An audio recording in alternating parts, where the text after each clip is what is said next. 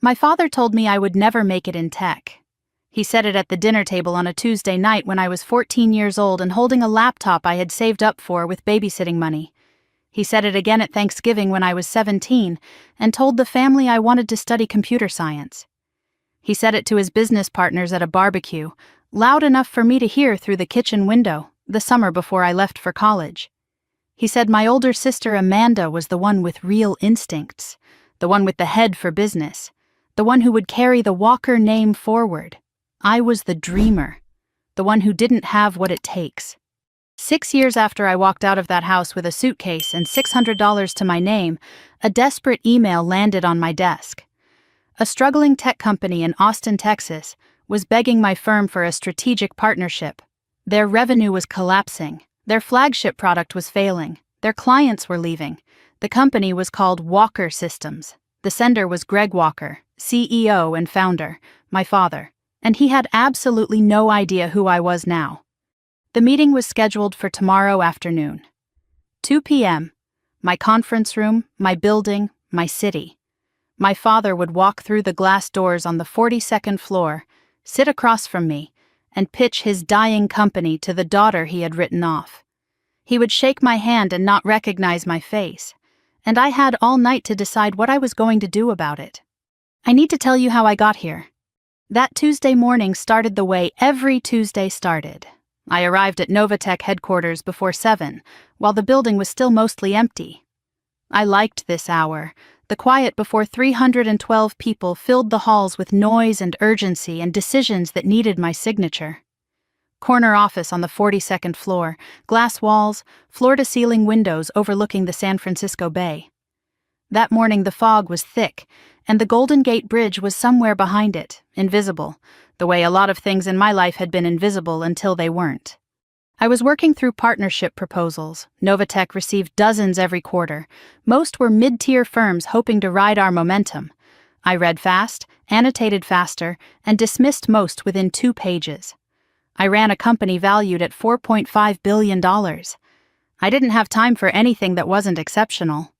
Leah Chen walked in at 7:15 carrying her tablet and a coffee I hadn't asked for. My COO sharp, efficient. The kind of person who remembered your coffee order after hearing it once and never forgot a deadline or a grudge. She had been with me for 4 years, since Novatech was 12 people in a rented office in Oakland. I trusted her more than anyone in the building. She set the coffee on my desk. 4 proposals flagged urgent this quarter, she said. 3 were standard. The 4th was different. Smaller company, out of Austin. It came in late last night, Leah said. Flagged urgent. A company called Walker Systems. They're requesting a face-to-face meeting within the week. Walker Systems. My hand stopped mid-reach for the coffee cup. Half a second, maybe less. But inside that half second the room tilted and righted itself, and I was 14 years old again, standing in a living room in Austin, Texas, holding a laptop, watching my father look at the screen for 4 seconds before turning back to the television. I picked up the coffee, took a sip, set it down, asked Leah to pull up the email on the main screen. Walker Systems. I hadn't heard that name spoken out loud in 6 years. I hadn't typed it into a search bar. I hadn't let myself think about it on purpose, the way you don't let yourself think about a scar once the wound is closed.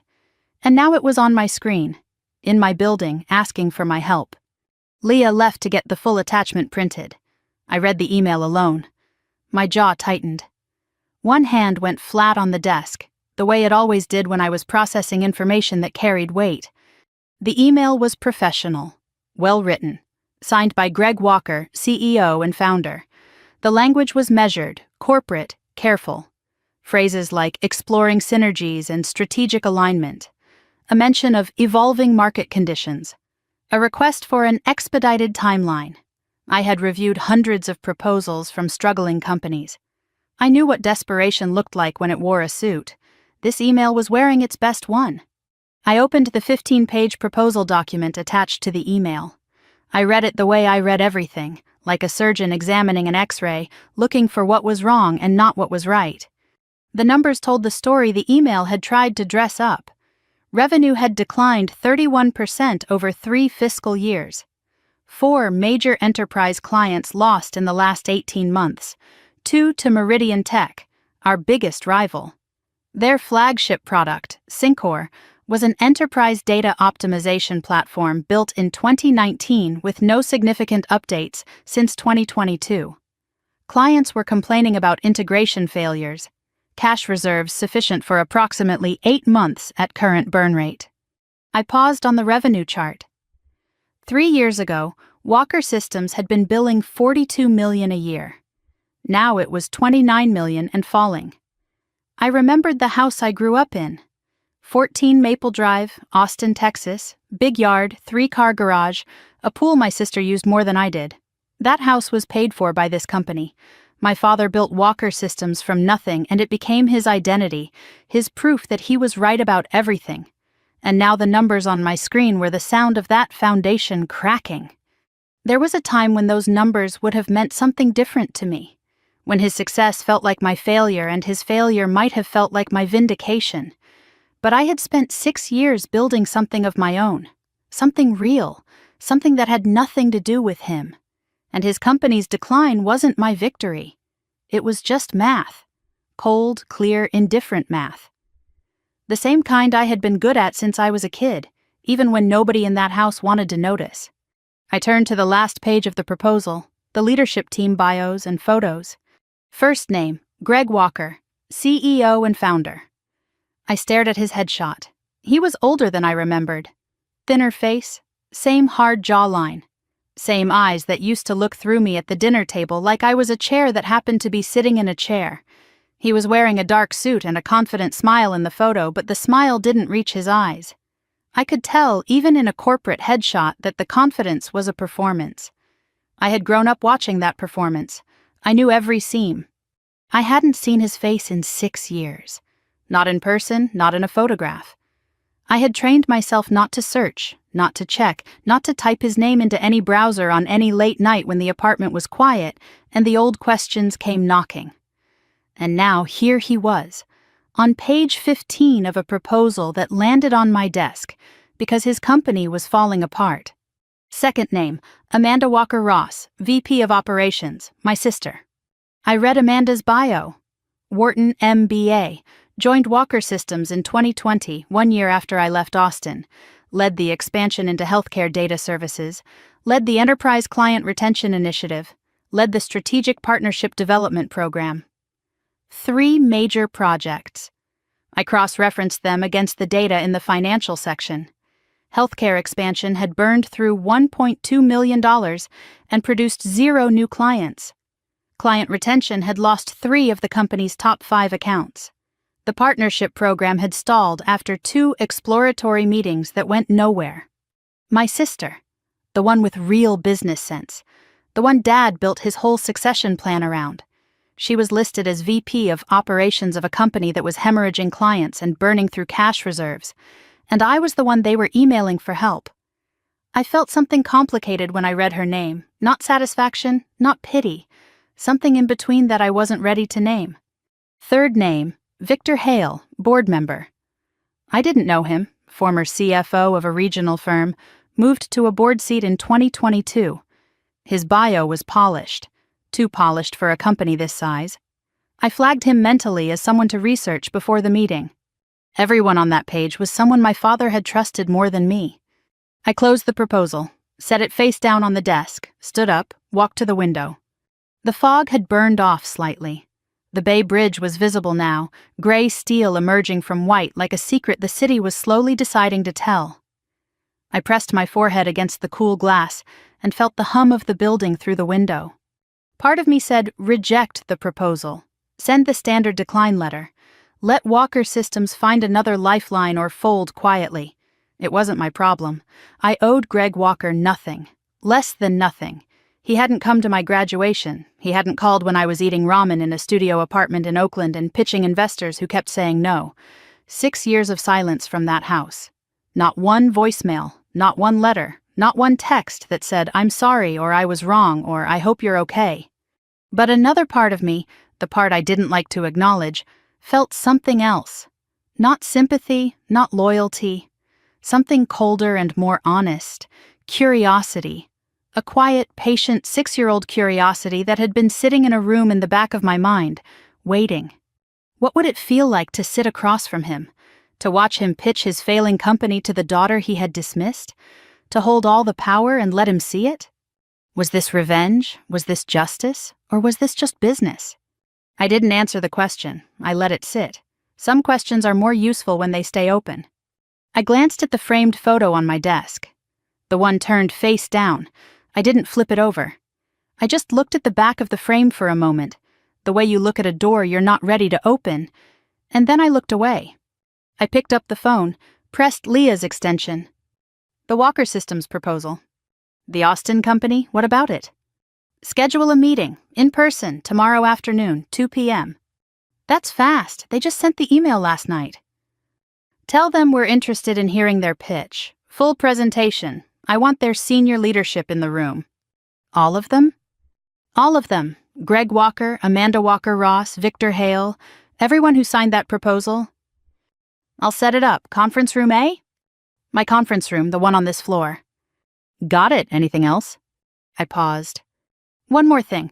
When you contact them, use my title and first name only. Brittany, CEO. No last name in the correspondence. No company bio attached. No photo. There was a beat of silence on the line. Any reason? I like to keep first meetings focused on the work. Leah didn't push it. She had worked with me long enough to know when a question was a door and when it was a wall. This one was a wall. After she hung up, I sat back down, looked at the proposal one more time, looked at my father's name on the signature line, traced the G in Greg with my eyes the way I used to trace letters in workbooks when I was a child, back when I still believed that if I was good enough and smart enough and quiet enough, he would eventually see me. 6 years ago, I closed a door and didn't look back. Tomorrow I was going to open it. On my terms, in my building, from my chair. Tomorrow at 2 p.m., my father would walk through those glass doors on the 42nd floor. He would shake my hand, look me in the eye, and pitch his dying company to the daughter he had told the world would never amount to anything. He would bring my sister, the one he had chosen over me. He would bring his board member, the one he had trusted instead of me. And he would sit across the table from a woman he didn't recognize, in a company he couldn't have imagined, and ask for help he didn't deserve. He had no idea who would be sitting across from him.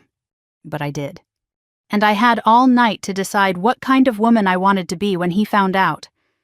I was still sitting at my desk, staring at my father's name on the proposal, when the memories started. Not the big ones.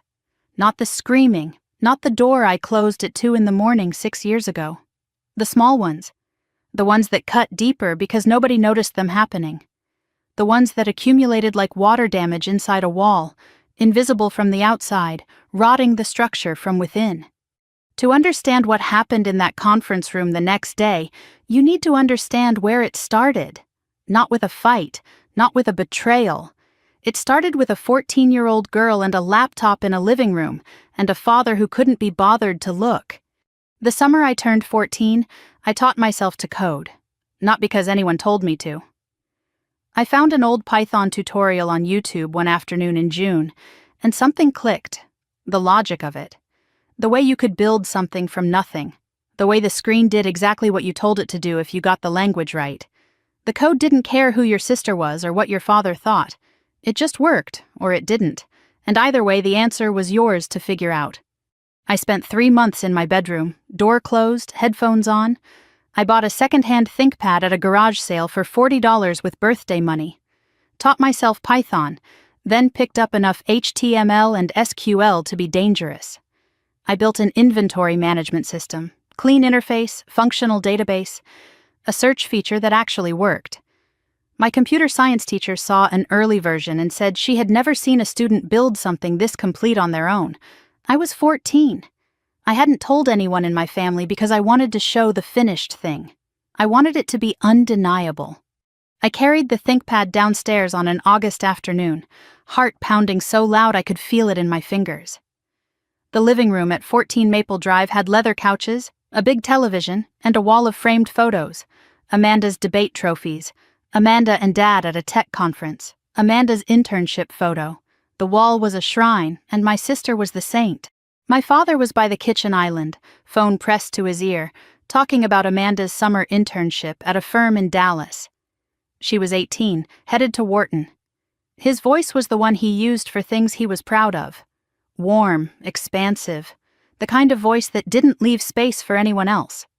I waited by the couch, laptop open, screen facing out. He glanced over, held up one finger. 1 second. The call went on for 3 more minutes. My arms started to ache. Finally, he covered the phone. "What's up, Britt?" I turned the screen toward him. "I built something. Can I show you?" He looked at the screen for about 4 seconds. Didn't step closer, didn't touch the laptop, didn't ask what it did or what language I used or how long it took. "That's nice, honey. Looks like fun." He turned back to the phone. "Sorry about that. Yeah, so Amanda's supervisor said she's the strongest intern they've had in 3 years. I stood in the living room holding that laptop for another 10 seconds after he turned away. The screen was still glowing, the app was still running, nobody was looking at it. I closed the laptop slowly, went back upstairs, sat on the bed. I didn't cry. I stared at the wall and I learned something that day that I've carried ever since. Cruelty doesn't always raise its voice. Sometimes it just turns its back. That evening, Amanda came through the front door, home from Dallas for the weekend. Tan, confident, loud, shopping bags on one arm, phone in the other, laughing. She passed through the living room where I was on the couch, the ThinkPad open, still tweaking code. She glanced at the screen without slowing down. "What is that?" "An app I built, inventory management." She gave a small laugh, already halfway to the stairs. "Cute hobby." 2 words, not hostile, not mean exactly, just dismissive in the effortless way that only someone who has never had to prove themselves can be. Cute hobby. I replayed that in my head for years, not because it was the worst thing anyone ever said to me, because it was the most honest. That was exactly what my family saw when they looked at me. A girl with a cute hobby, not a coder, not a future engineer, not a threat, just a hobby. 3 years later, I was sitting at the dinner table on a Tuesday night in October. I was 17. Mom had made pot roast, which was always the signal that something was coming. Pot roast was my father's favorite, and she only made it when he wanted to have a family discussion. Amanda had flown in from Philadelphia the night before, unusual for a weeknight. My mother kept adjusting the napkins. Something was in the air. Midway through dinner, my father set down his fork, cleared his throat the way he did before board presentations. "I've been thinking a lot about the future of Walker systems." He paused. Amanda put her phone down. I stopped chewing. "Amanda, after you finish your MBA, I want you to come on board officially. VP of Operations. You'll shadow me for 2 years. Learn the business from the inside. I'm building this for you." Amanda smiled. She wasn't surprised. She already knew. The dinner, the pot roast, the midweek flight from Philadelphia, it was all staged. I said the only thing I could think to say. "What about me?" The table went quiet. My father looked at me. Not unkindly. That was the worst part. Not with contempt or irritation. With the gentle, patient condescension of someone explaining something obvious to someone who should already understand. "Britt, you're more of a dreamer, and I love that about you. But tech isn't about dreaming. It's about execution, hard numbers, pressure, making decisions when millions are on the line." He turned to Amanda. "Amanda has that. She's got the instincts." "I have the instincts too." He gave a small smile. "You've got plenty of strength, sweetheart. They're just different. Not everybody is built for this." My mother didn't speak during any of this. She was looking at her plate. But her left hand, under the table, was gripping the edge of her chair so hard her knuckles were white. I saw it. I didn't understand it then. She said nothing. She sat at that table and let my father redraw the map of our family with Amanda at the center and me at the margins, and she didn't say a word. I spent years being angry at her for that. It took me much longer to understand that her silence wasn't agreement. It was survival.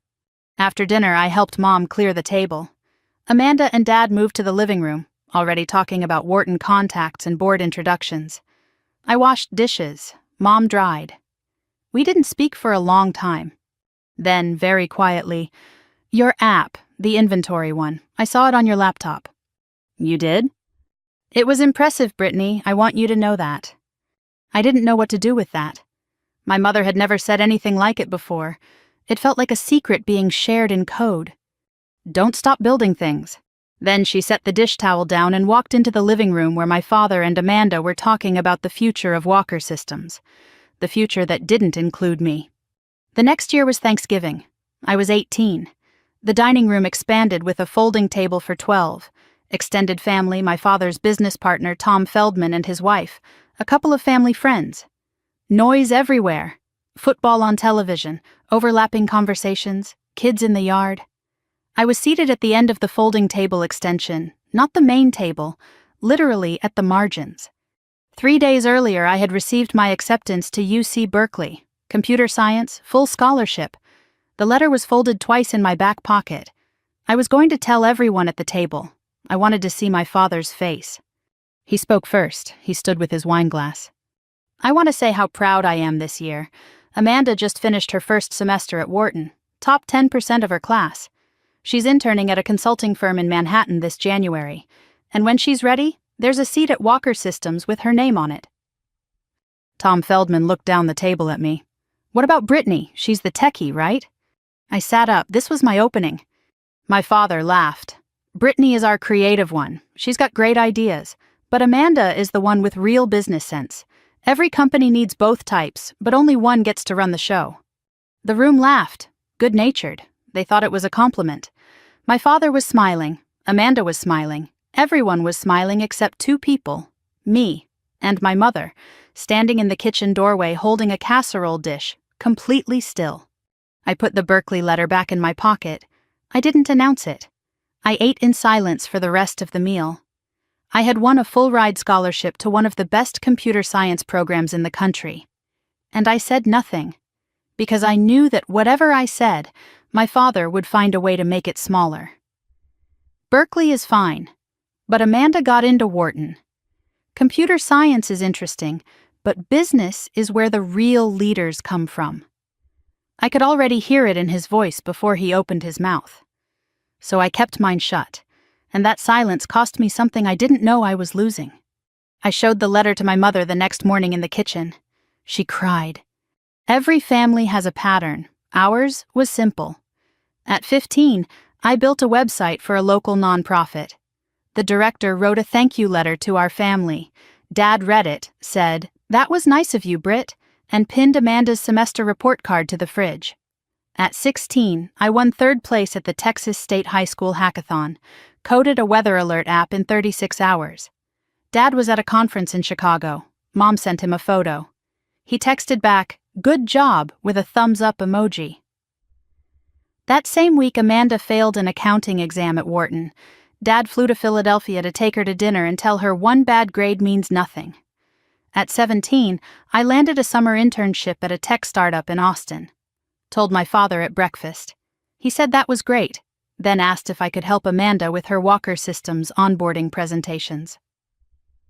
I spent that summer working at the startup until 5, and editing Amanda's slides until midnight. Nobody asked how my internship was going. At 18, I called to tell my father about Berkeley. His response, "Berkeley, that's solid. Good school." Amanda got into Wharton, of course, but Berkeley has a good engineering program. Practical. Practical. Not "I'm proud of you." Not "you earned this." Just practical. As if the best thing about my achievement was that it was useful enough not to embarrass him. Amanda was the future. I was the footnote. And the worst part wasn't that my father believed it. The worst part was that, for a very long time, I believed it too. I left for Berkeley in August of 2015. I didn't ask my father to help me move. Mom drove me.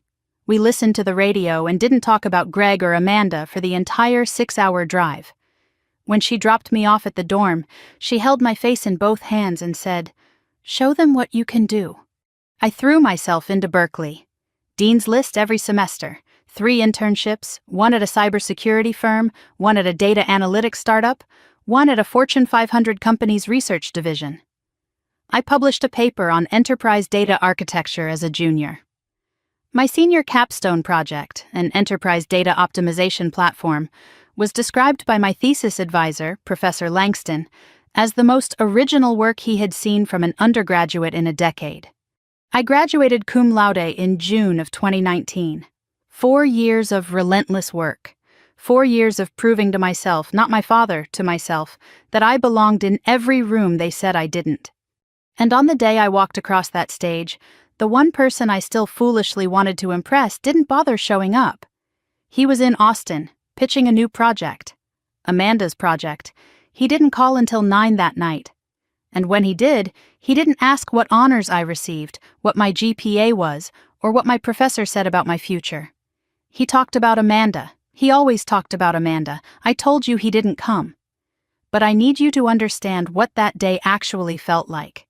Because a fact and a feeling are two different things, and it was the feeling that broke me. Saturday, June 15th, 2019, graduation day. UC Berkeley's Greek Theater, the stone amphitheater carved into the hillside, thousands of seats rising in semicircles. California June sun, cloudless, warm. A light breeze carrying eucalyptus from the hills. The low roar of families, laughter, phones ringing, and pomp and circumstance playing through the sound system. That song you've heard 1,000 times, but still makes your throat tight when it's for you. I was in the processional line with 300 other computer science graduates. The girl next to me was excited. Family flew in from Michigan, 8 people. I smiled and said that was great. I had checked my phone 14 times since 7 that morning. No messages from my father. I had texted him the night before with the logistics. Ceremony starts at 10, Greek Theater, Section C. He replied with a thumbs up emoji. No, I'll be there. Just a thumb. I told myself that morning it didn't matter if he came. I had a degree, honors, 3 internship offers, and a capstone project my professor called exceptional. I didn't need him in that audience. I told myself that. I didn't believe it. The processional began. As I entered the amphitheater, I did what every graduate does. I scanned the crowd, thousands of faces, a blur of color and movement. I looked for row 5. 2 seats I had reserved weeks ago, one for Mom, one for Dad. I found Mom. Aisle seat. She was wearing a blue dress, the same one she wore to my high school graduation. She was holding her phone in one hand and a small handmade sign in the other. Block letters, hand-drawn star.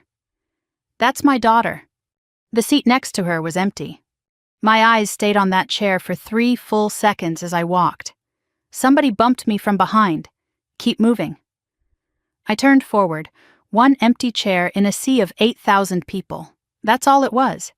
And I felt it like a hole in the middle of my chest. I adjusted my cap. I kept walking. The ceremony went on. Dean's speech, faculty addresses. I half listened. I was watching Mom. She was filming on her phone, smiling, but her eyes kept drifting to the empty seat.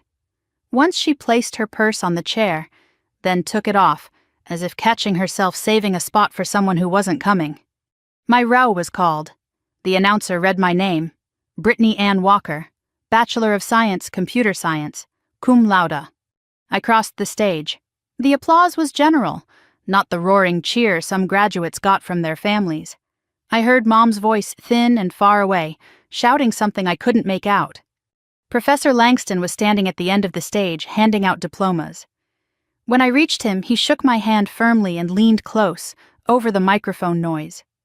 You're going to change the industry, Brittany. I mean that. Don't let anyone tell you otherwise. I thanked him, held the diploma in both hands, looked out at the audience one more time. Mom was standing, clapping, tears running down her face. The sign was pressed against her chest. The empty chair was still empty. Professor Langston said I was going to change the industry. My mother made a sign with a hand-drawn star.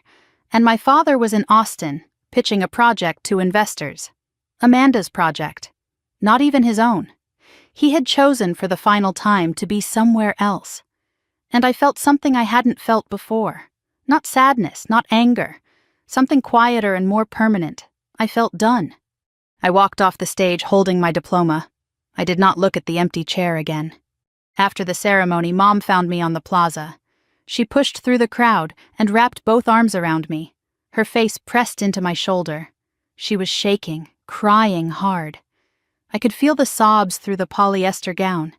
She smelled like the perfume she'd worn since I was a child, something floral and slightly powdery, comforting in a way that had everything to do with memory. She pulled back, held my face in both hands. "I am so proud of you. You have no idea how proud I am." "Thanks, Mom." Her voice cracked. "I'm sorry he's not here. I asked him. I told him. It's okay. It's not okay." Silence between us. The plaza noise filled the gap. "Did he call this morning?" She didn't answer right away, looked down, adjusted the sign under her arm. "He said the investor meeting couldn't be moved. He said Amanda's presentation was today, and he needed to be there in person." I nodded slowly. Amanda's presentation, on my graduation day, he chose. She didn't say he sends his congratulations.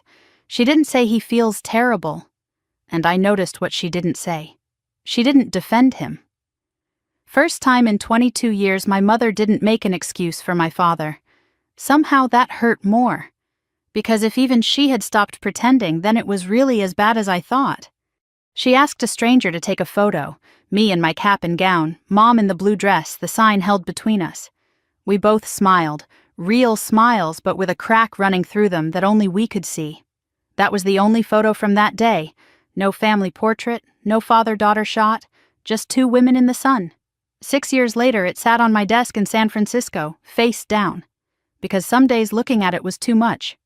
That evening I was back in Austin, sitting on the bed in my childhood bedroom, smaller than I remembered. Single bed, desk I used to code at, the old ThinkPad still on the shelf. Dusty, dark. Door closed, only the glow from my phone. Downstairs the television was on, my father's voice carrying through the floor. He had greeted me at the door with a one-arm hug. "Congratulations, kiddo." Then he went back to the living room. No questions about the ceremony, no asking to see the diploma. I sat on the bed and waited, maybe for him to come upstairs, to knock, to sit on the edge of the bed and say, "Tell me about today." 2 hours. He didn't come.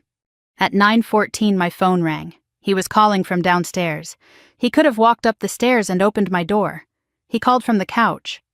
"Hey, Britt, how was the ceremony?" "It was good." "Good. Sorry I couldn't make it. The Meridian meeting was locked in for months and Amanda really needed me there for the pitch." "I understand. But listen, it went great. Amanda knocked it out of the park. Meridian Group is seriously interested. This could be a game changer for Walker Systems." I said nothing. "Anyway, we should celebrate your graduation this week. Maybe dinner? I'll have Linda make a reservation." "Sure, Dad." "Oh, and I've been meaning to ask, have you thought about what's next? Because if you're looking for work, I know a couple people in data entry and project management who might be able to..." Data entry. I had graduated cum laude from Berkeley's computer science program. I had built an enterprise data optimization platform that my thesis advisor called the most original undergraduate work in a decade. I had 3 job offers on my desk. And my father, who missed my graduation to pitch my sister's project, was offering to connect me with people in data entry. "That's okay, Dad. I've got some things lined up." "Oh, great. Well, let me know if you need anything." "I will." "Proud of you, kiddo." The line went dead. "Proud of you, kiddo." 4 words. Generic, weightless. The kind of thing you say to a neighbor's kid at a barbecue. He didn't ask what honors I received. He didn't ask about my capstone. He didn't ask what Professor Langston said. He offered data entry. And then he said he was proud the way you'd say, "drive safe." Automatically. Because it's what you're supposed to say on the way out. At 2 in the morning, I opened a suitcase on my bed. The house was dark, everyone asleep. The only sound was the hum of the air conditioning and the ticking of the hallway clock, my grandmother's antique. That ticking is the one sound I remember from that house. I packed calmly.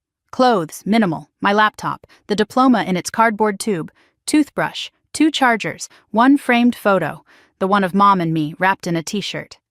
The old ThinkPad stayed on the shelf. Everything else stayed. I zipped the suitcase. It closed easily. My entire life fit in a medium suitcase and a backpack. That should have felt sad. It felt light. I ran my hand along the desk where I coded my first app at 14. The wood was scratched where the ThinkPad used to sit. I traced the scratch with one finger, left it. I rolled the suitcase into the hallway. The wheels on carpet made almost no sound. I passed Amanda's old room, door open, empty. I passed the family photos on the wall. I didn't look at them. I reached the top of the stairs, and Mom was there. She was standing at the bottom. Robe, bare feet on the hardwood. Red eyes, but she wasn't crying now. She had been waiting. She knew. We looked at each other across the dark stairway. The clock ticked. "I heard you packing." "I'm sorry, Mom." She shook her head. "Don't be." I descended the stairs, set the suitcase by the front door, turned back to her. "You have money?" $600 from the internship. "That's not enough."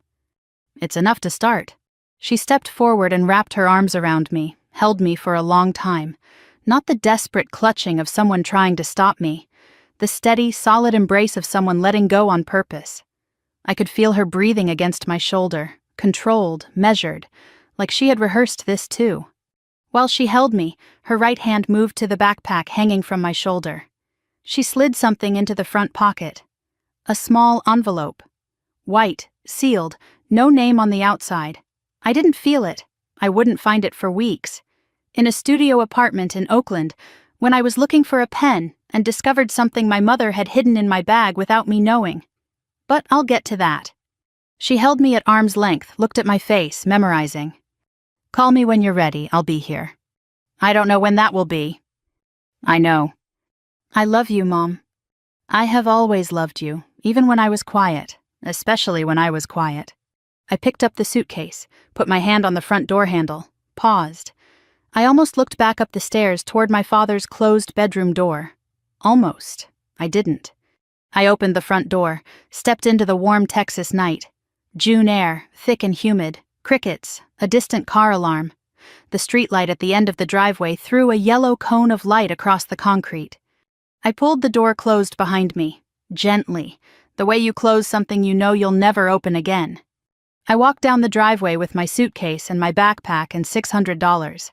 I didn't have a car, I didn't have an apartment. I didn't have a plan beyond getting to the Greyhound station on Congress Avenue and buying a ticket to the first city that felt far enough away. I was 22 years old.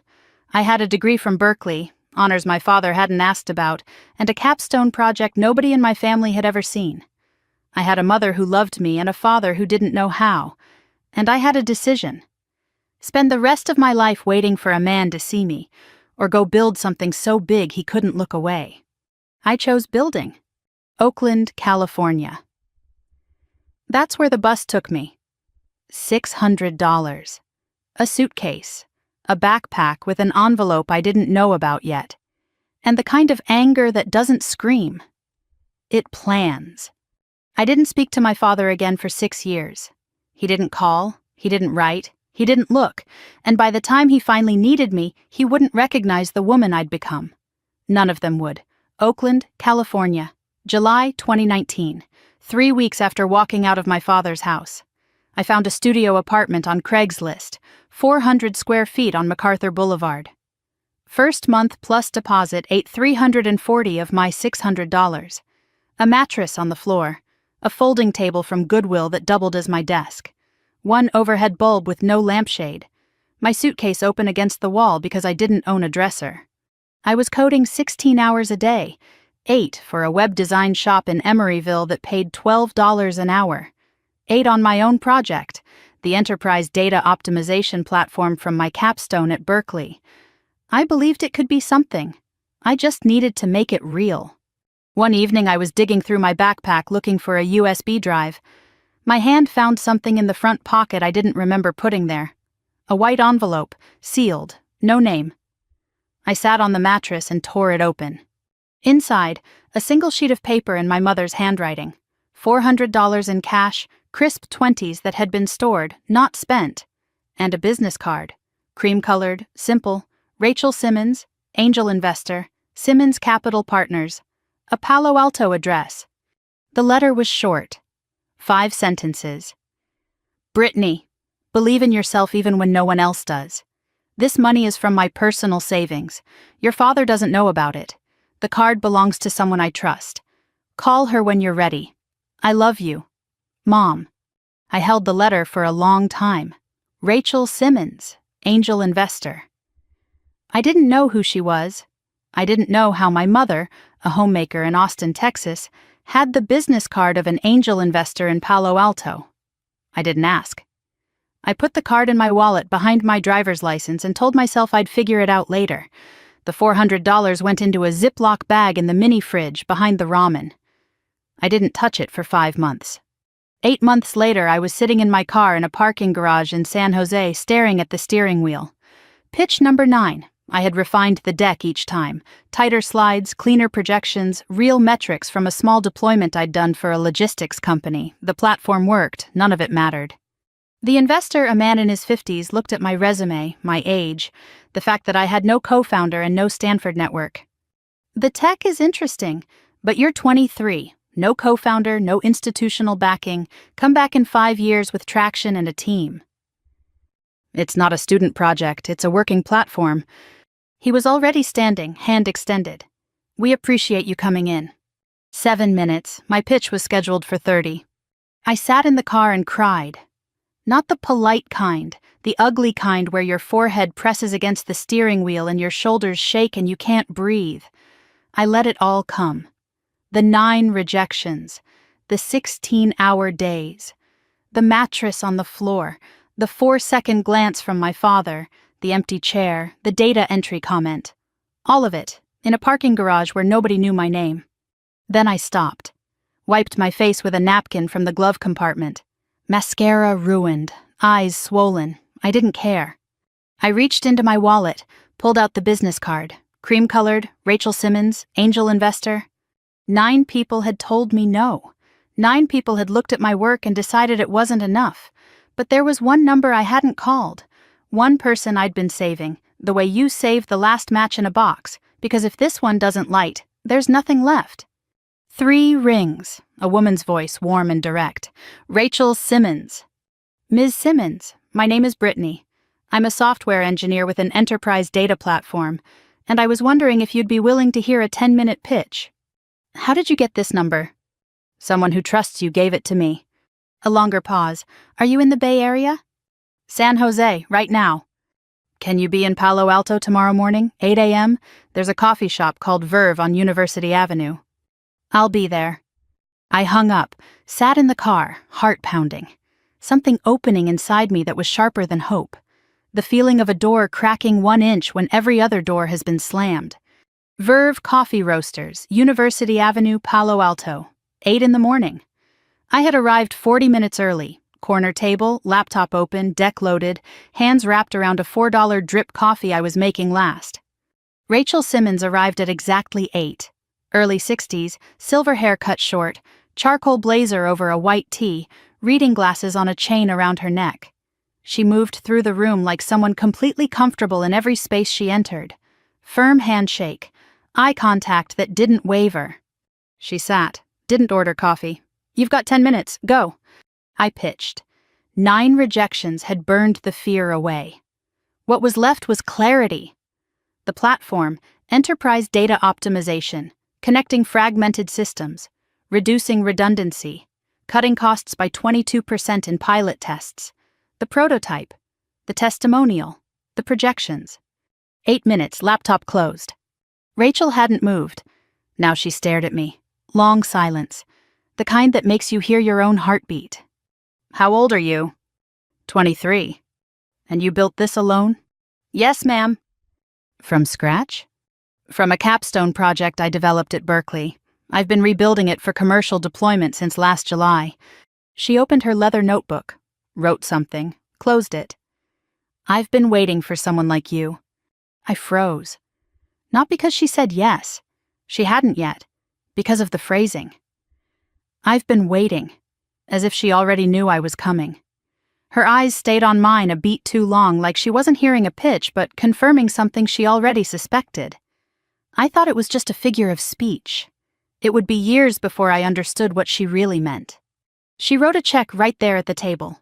tore it off, slid it across. I won't say the number. It was more than enough to incorporate, lease a small office, hire 2 engineers, and build the first commercial version. I have one condition. What? You don't use your last name in the company. Build it clean. No family connections, no shortcuts. I want to see what you can do with nothing but the work. I stared at her. I hadn't used the Walker name since Oakland, but the fact that she said it specifically, as a condition. I didn't question it then. Looking back, I realized she knew exactly whose daughter I was. She knew, and she was protecting me from it. Deal. We shook hands. Novatech Industries was born. 2.5 years later, September 2022, Novatech's first real office, a converted warehouse in Soma, San Francisco, exposed pipes, concrete floors, 12 employees, the Novatech logo on the wall, a clean N in steel gray and electric blue. It was the first thing I put up when we moved in. 27 months after Rachel's check, we landed our first Fortune 500 client, a global shipping company overhauling its data infrastructure across 11 countries. They evaluated 4 vendors. We were the smallest. We won. $3.8 million over 2 years. The contract that turned a startup into a company. It was 9 at night. The team had celebrated and gone home. Just me and Leah Chen, my head of operations, the woman who would become my COO. She was at her desk, still typing. I was standing in the hallway looking at the logo on the wall. You're still here? I'm looking at the logo. She turned and looked at it too. It's a good logo. 3 years ago, I was eating ramen in a studio apartment in Oakland, coding on a folding table. My father told me I didn't have what it takes for tech. Quiet beat. You've never mentioned your father before. I know. Leah was the closest thing I had to a partner. She had been with me since the seed round. She knew my coffee order, my work habits, my insomnia patterns. She did not know my last name was Walker. She did not know my father ran a tech company in Austin. She did not know I had a sister who had been handed everything I'd had to build from scratch. I had erased my family from my biography so completely that even the person who sat across from me 12 hours a day had no idea who I used to be. I stood in front of the logo, almost cried, felt it rising behind my eyes, the pressure of 3 years of work and silence and loneliness. But I held it. I had taught myself to hold it. Crying was for parking garages when nobody was watching. This was my office, my company, something new. I nodded at the logo, turned off the light, walked out. November 2024, Novatech headquarters. Not a converted warehouse anymore. A glass tower in the financial district. 42nd floor. 312 employees across 4 offices. The kind of building where the elevator requires a key card and the lobby has a waterfall wall. On my desk, Leah had left a printed TechCrunch article and a Forbes magazine with post-it notes. The headline, Novatech Industries hits $4.5 billion valuation after Series D. Forbes 30 under 30, technology category. My photo, professional, unsmiling, shot in my office with the Bay Bridge behind me. I read my own bio. Founder and CEO, Novatech Industries, UC Berkeley, computer science, former independent software engineer. No mention of family, no mention of Austin, no mention of Walker. The article called me self-made. I liked that word, self-made. As if I'd assembled myself in a lab, which, in a way, I had. I had taken the parts my father said were defective, the dreaming, the coding, the stubborn belief that I could build something, and I'd welded them into a company worth more than Walker Systems had ever been at its peak. I opened my laptop. For the first time in years, I searched Walker Systems, Austin, Texas. A brief article from the Austin Business Journal, 8 months old. Walker Systems reports 3rd consecutive year of revenue decline. Below it, a quote from Greg Walker. We remain confident in our strategic direction and the strength of our leadership team.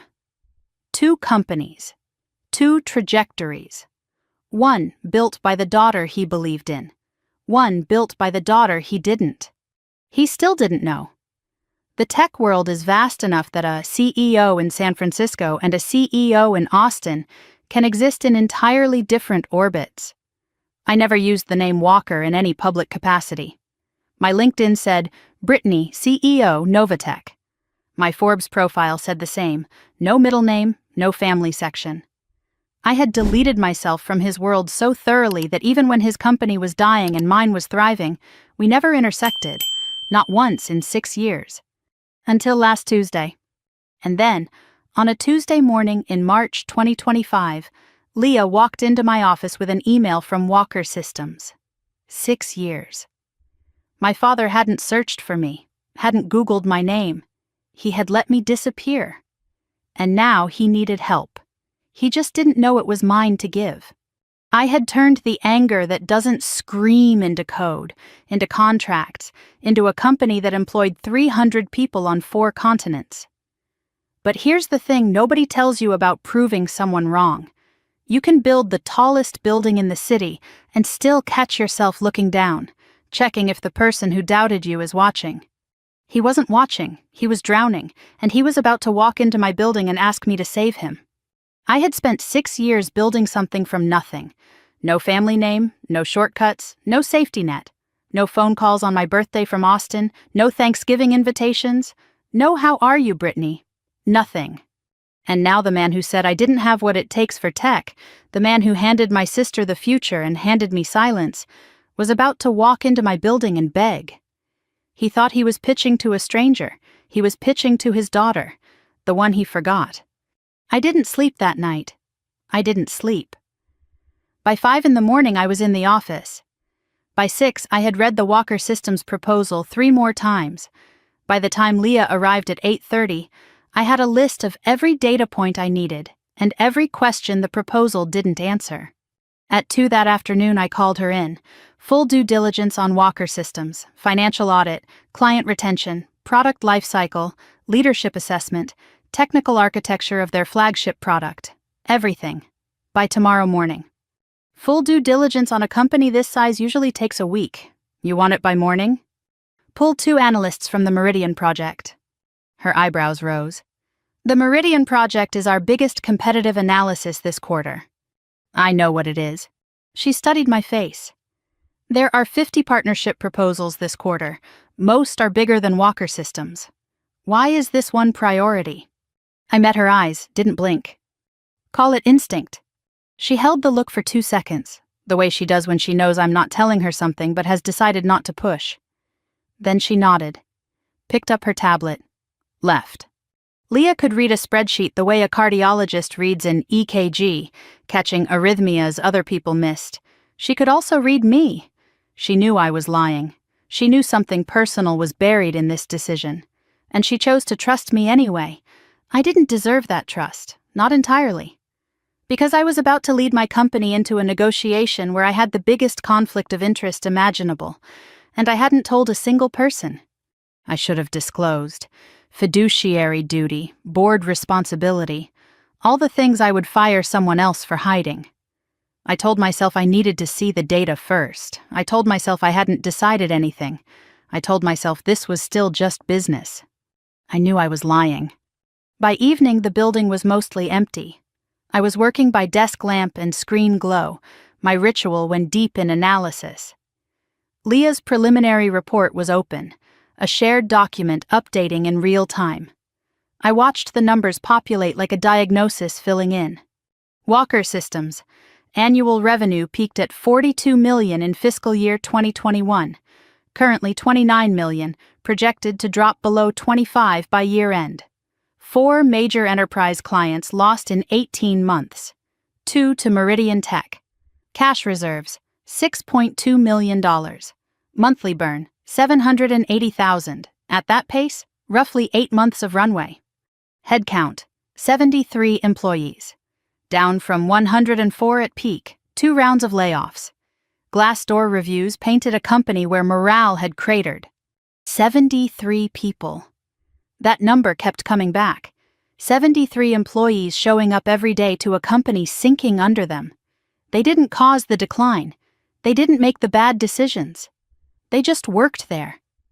And if Walker Systems collapsed, every one of them would be looking for work in a market that wasn't kind to mid-career tech workers from a failed firm. I scrolled to leadership. Greg Walker, CEO. Founder-led, no succession plan. Management style described as top-down, resistant to outside input. Over-reliant on the founder's personal client relationships, which were aging out. Amanda Walker Ross, VP Operations. This is where I slowed down. Amanda assumed the role in 2020, the year after I left. She was tasked with 3 strategic initiatives: expand into healthcare data services, retain the top 5 enterprise clients, modernize the Syncor deployment pipeline. Healthcare expansion burned through $1.2 million in development costs, acquired 0 clients, shelved after 14 months. Client retention. Of the top 5, 3 left during Amanda's tenure. Exit interviews cited lack of technical innovation. Deployment modernization. Over budget by 60%, 11 months late. Integration bugs that directly caused 2 client departures. 3 initiatives, 3 failures, each with Amanda's name on the top line. The sister my father said had real business sense, the one he built his succession plan around. Reading this didn't feel good. It felt like reading the medical chart of a patient you knew a long time ago. You don't want them to be sick, but the numbers don't care what you want. Below Amanda's profile, Victor Hale, board member. Former CFO 2012 to 2022, then moved to a board seat, well-connected in Austin tech circles. Described as politically astute, known for aligning with whoever holds the most power within an organization. I flagged his name in my notes. Political animal. I noted him and moved on. I'd deal with Victor Hale later. Then I opened the Syncor section. Walker Systems' flagship product. Enterprise data optimization platform, integrating fragmented systems, reducing redundancy, improving efficiency. Built in 2019, initial architecture described as ahead of its time. No major updates since 2022. Competitors, especially Meridian Tech, had overtaken it. Nothing unusual. Then I opened the architecture diagram. The technical schematic showing how Syncor's core engine processed data, the node structure, the optimization pathways, the proprietary algorithm at the center. I stopped breathing.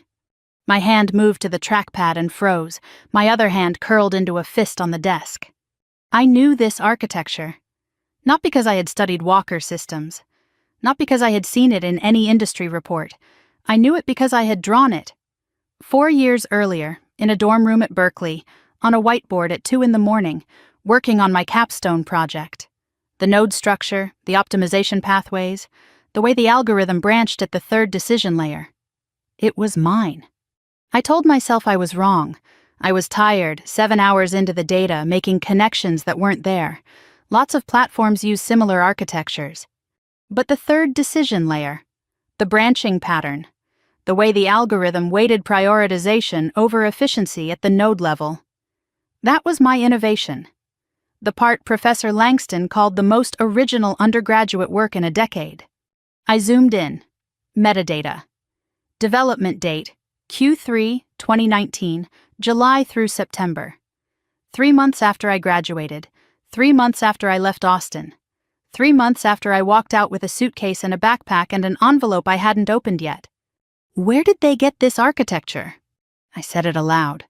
Then I called Leah 2 floors down. The Syncor technical review, the architecture diagram. Just uploaded it. What about it? Where's the source documentation, original design files?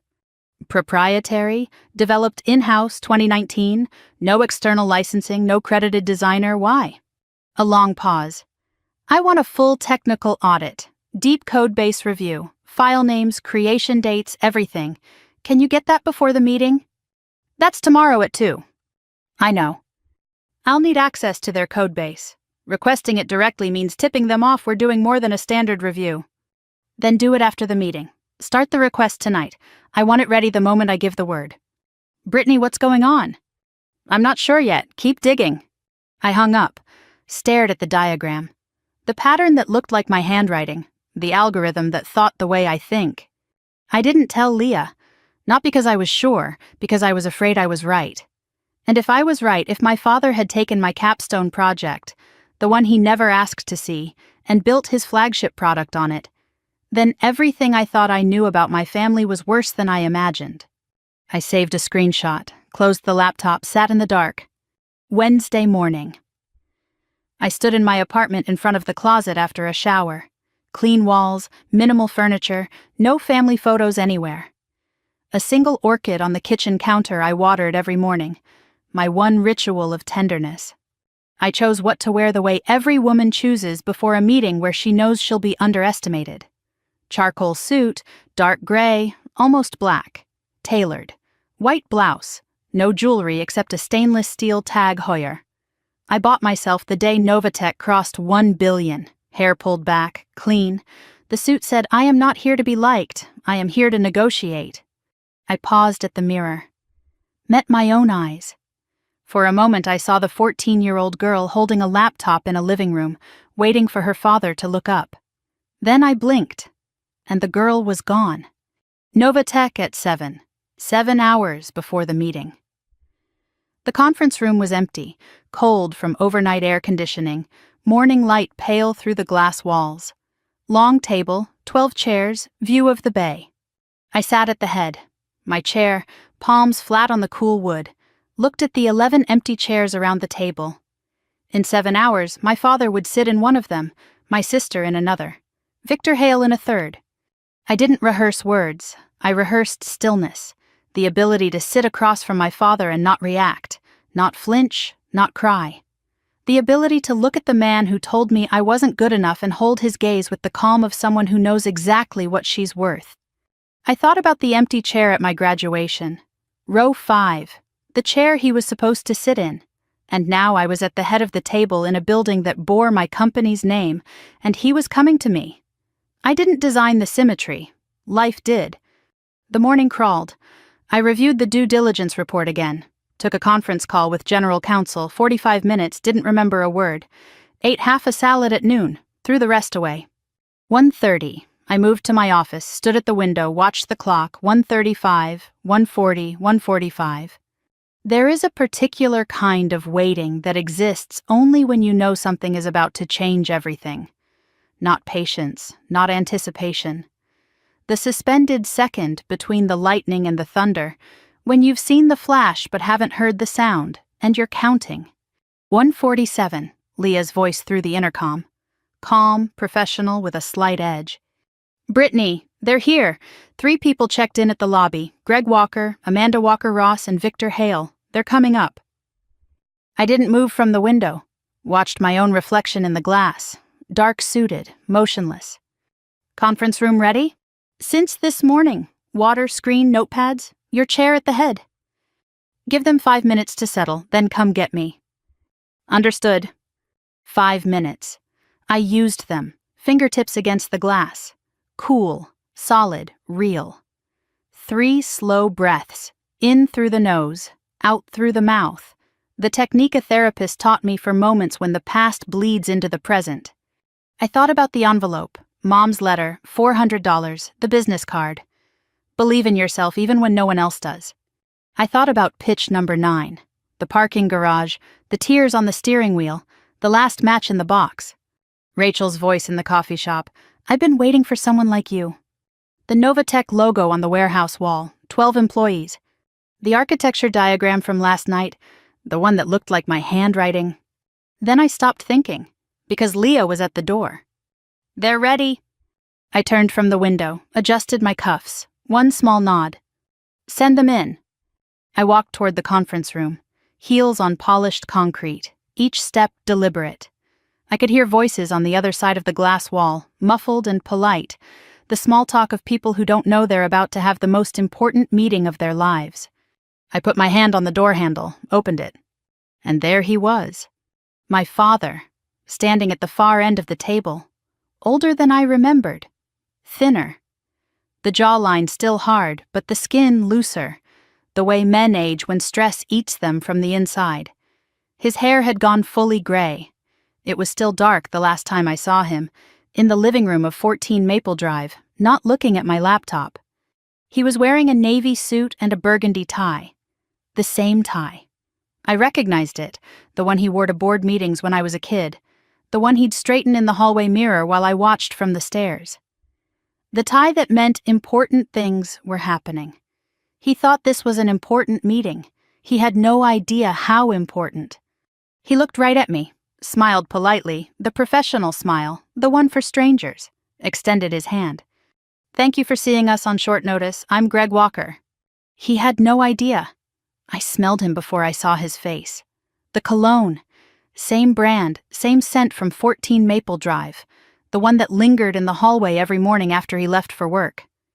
I hadn't smelled it in 6 years, and my body recognized it before my brain did. Something tightened in my chest like a hand closing around a nerve. 3 people stood at the far end of the conference table. Greg Walker, navy suit, burgundy tie, the same tie. Thinner than I remembered, older, but projecting the confidence of a man who had been closing deals for 30 years. He extended his hand. "Thank you for seeing us on short notice. I'm Greg Walker, CEO of Walker Systems. This is Amanda Walker-Ross, our VP of Operations, and Victor Hale, Senior Board Member." I took his hand. The skin was rougher than I remembered. The grip was the same, strong, assertive, the grip that used to hold my hand crossing parking lots when I was 6. I knew the callus on his right thumb. I knew the way his fingers closed, firm, then release, then gone. I had held that hand 1,000 times before I learned it would never reach for mine first. Now it was shaking mine across a conference table, and he had no idea whose hand he was holding. "Welcome to Novatech, please have a seat." Amanda stepped forward. Cream blazer, hair blown out, the polished presentation I remembered from every family gathering. She always looked the part. Her handshake was lighter than Greg's, quicker, but as she took my hand, her eyes did something. They lingered. 1 second longer than standard. Her gaze flicked across my face, the jawline, the crease between my eyebrows that every walker has, and something in her expression shifted. A micro-twitch, a flicker of almost recognition, and then it was gone. She smiled, sat down, sat. She almost saw me. For 1 second her brain tried to connect the woman in front of her to the girl she'd called a cute hobby 14 years ago. But the connection didn't fire. Amanda had never really looked at me. She saw a CEO in a charcoal suit. She didn't see her sister. The disguise wasn't my clothes or my title. The disguise was her own indifference. Victor Hale shook my hand with the over-firm grip of a man who compensates with force. Silver cufflinks, eyes that assessed the room before they assessed the people. He said nothing beyond pleasure. Everyone sat, me at the head, Greg to my left, Amanda across from him, Victor at the far end, Leah behind me, tablet ready. Greg stood to present. He had a slide deck projected onto the screen.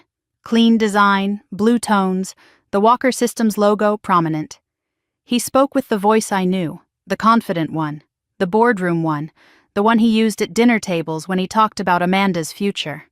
He pitched Walker Systems' strategic value, 30 years in enterprise data, established client base, proprietary technology, experienced leadership. He emphasized partnership synergies between Walker Systems' legacy market position and Novatech's innovation platform. He was good. He had the cadence, the pauses, the eye contact. He made Walker Systems sound like a company in transition, not a company in freefall. He said strategic repositioning when he meant losing clients. He said leadership depth when he meant his daughter, who had failed 3 consecutive projects, was his only succession plan. He said proprietary technology when he meant Syncor, the architecture I was now almost certain had been built on my capstone. I sat perfectly still, took notes on a legal pad, didn't look up when he made his strongest claims. Greg turned the floor to Amanda. She stood, smoothed her blazer, cleared her throat.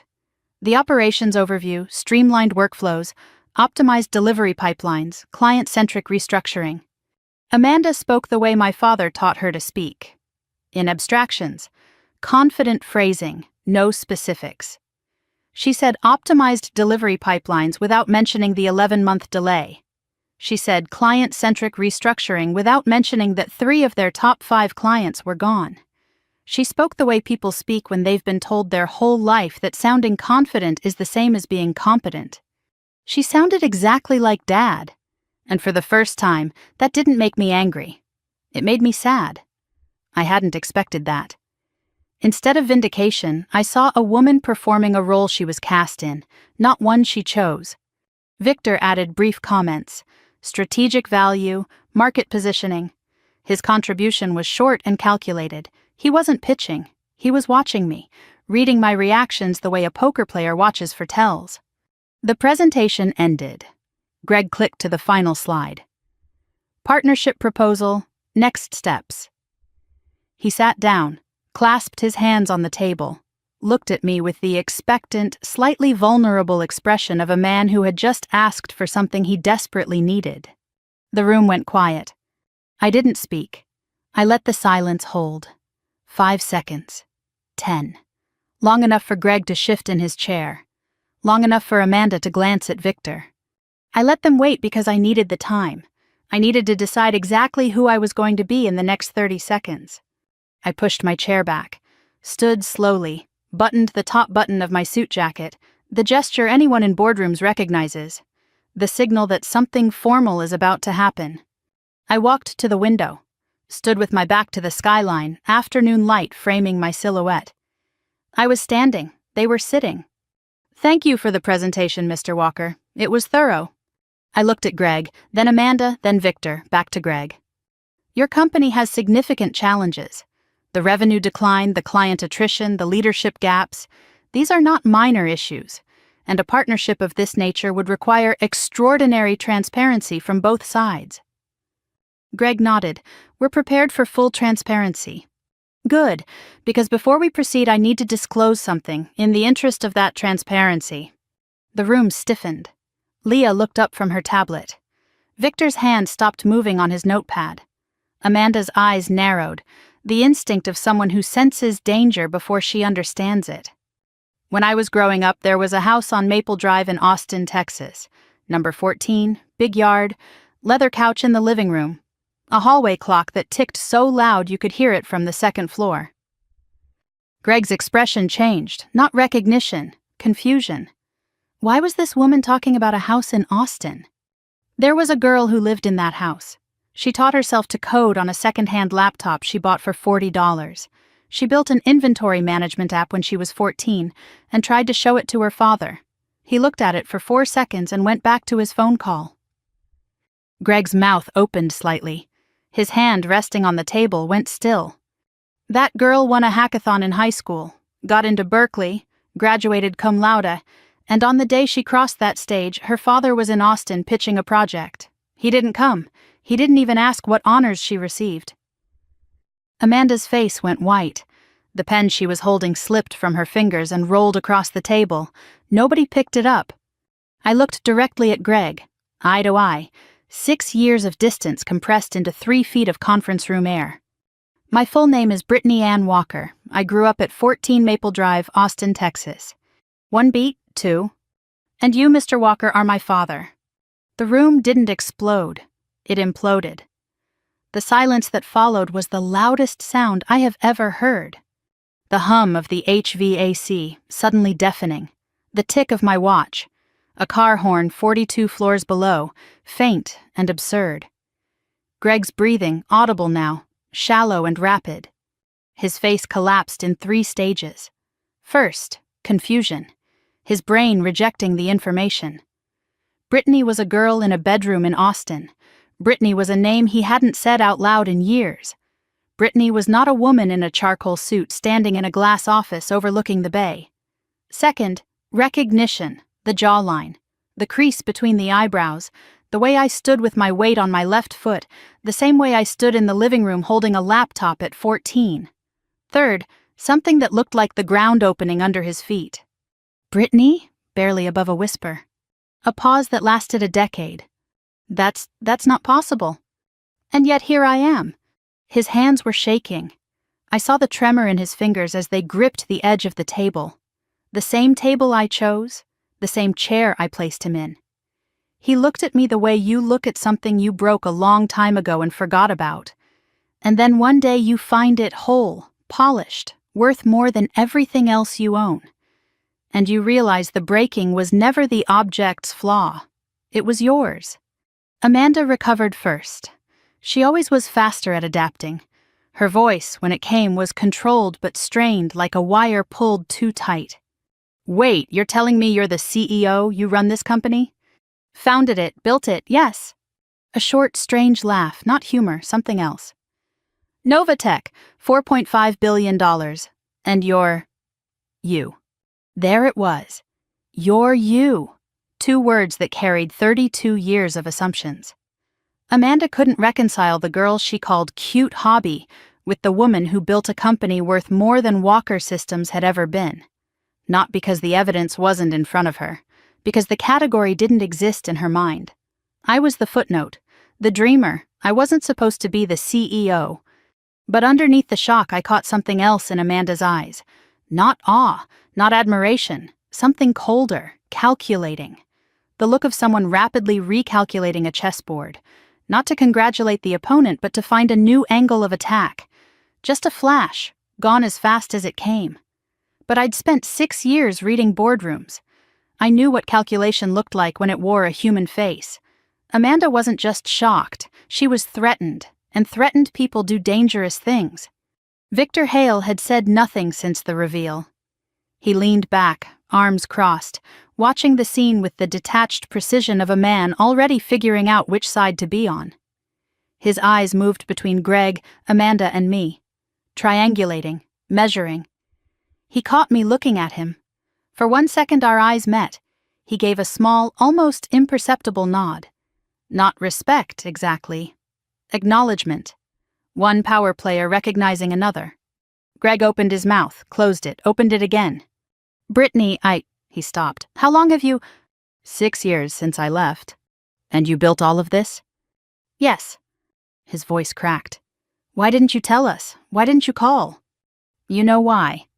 That line landed. Greg flinched, physically, visibly, the way you flinch when someone says out loud the thing you've been trying not to think. I didn't press. I let it sit. I wasn't here to destroy him. Not today. Today was the reveal. The reckoning would come later. "I think we should table the partnership discussion for now. My team has additional due diligence to complete.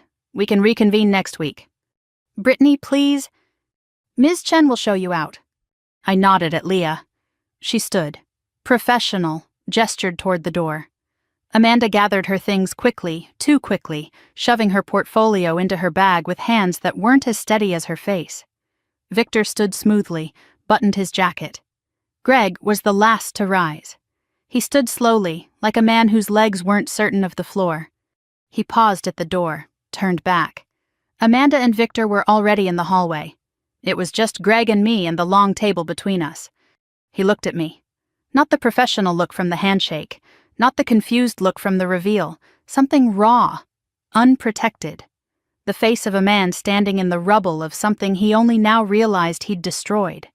He opened his mouth and he said something. Not an excuse, not a defense, not "let's talk about the partnership," not "I'm sorry," not any of the things I had rehearsed responses for. He said something I didn't expect, something that cracked the armor I'd spent 6 years building, something that changed everything that came after. But I'll get to that.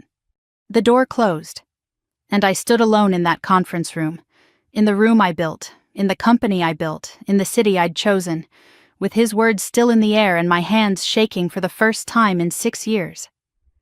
I need to go back to the moment in the doorway. The thing my father said that I withheld from you. Because what happened next, the thing I discovered about my own code, none of it makes sense without understanding 3 words my father said while standing in my doorway. Greg was at the conference room door, one hand on the frame, his face raw, unprotected, the rubble of something he only now realized he'd destroyed.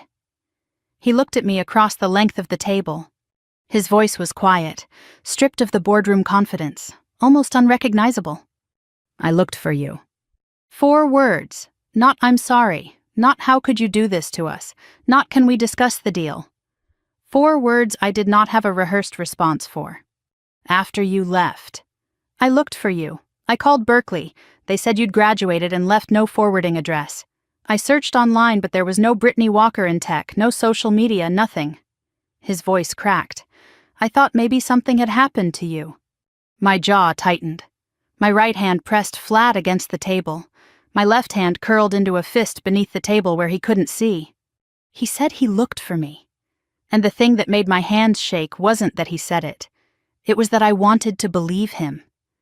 After everything, after 6 years, some part of me wanted those 4 words to be true. Silence held for several seconds. You looked for me? Yes. But you didn't find me. No. Because I didn't want to be found. Because there was nothing left to find. Brittany... It's been 6 years, Dad. 6 years. You didn't come to my graduation. You offered me data entry contacts. You spent every dinner, every holiday, every conversation telling me I wasn't the one with talent. And then I left. And you want me to believe you looked? He said nothing. His hand dropped from the doorframe. I don't know if you looked. And right now, I don't know if it matters. He tried to redirect, the survival instinct of a businessman drowning personally and professionally. Can we at least discuss the partnership, separate from this? There is no partnership, not yet. My team has additional due diligence to complete. We can talk next week. Brittany, please, Walker Systems can't wait. Then you should have thought about that before you spent 30 years telling your daughter she wasn't good enough to run a tech company. The sentence landed like a closed door. He stared at me, opened his mouth, closed it, nodded once, small, defeated, and walked out. The door clicked shut. I sat down, placed both hands flat on the table, felt the tremor in my fingers. I looked for you. 3 words I couldn't verify and couldn't dismiss.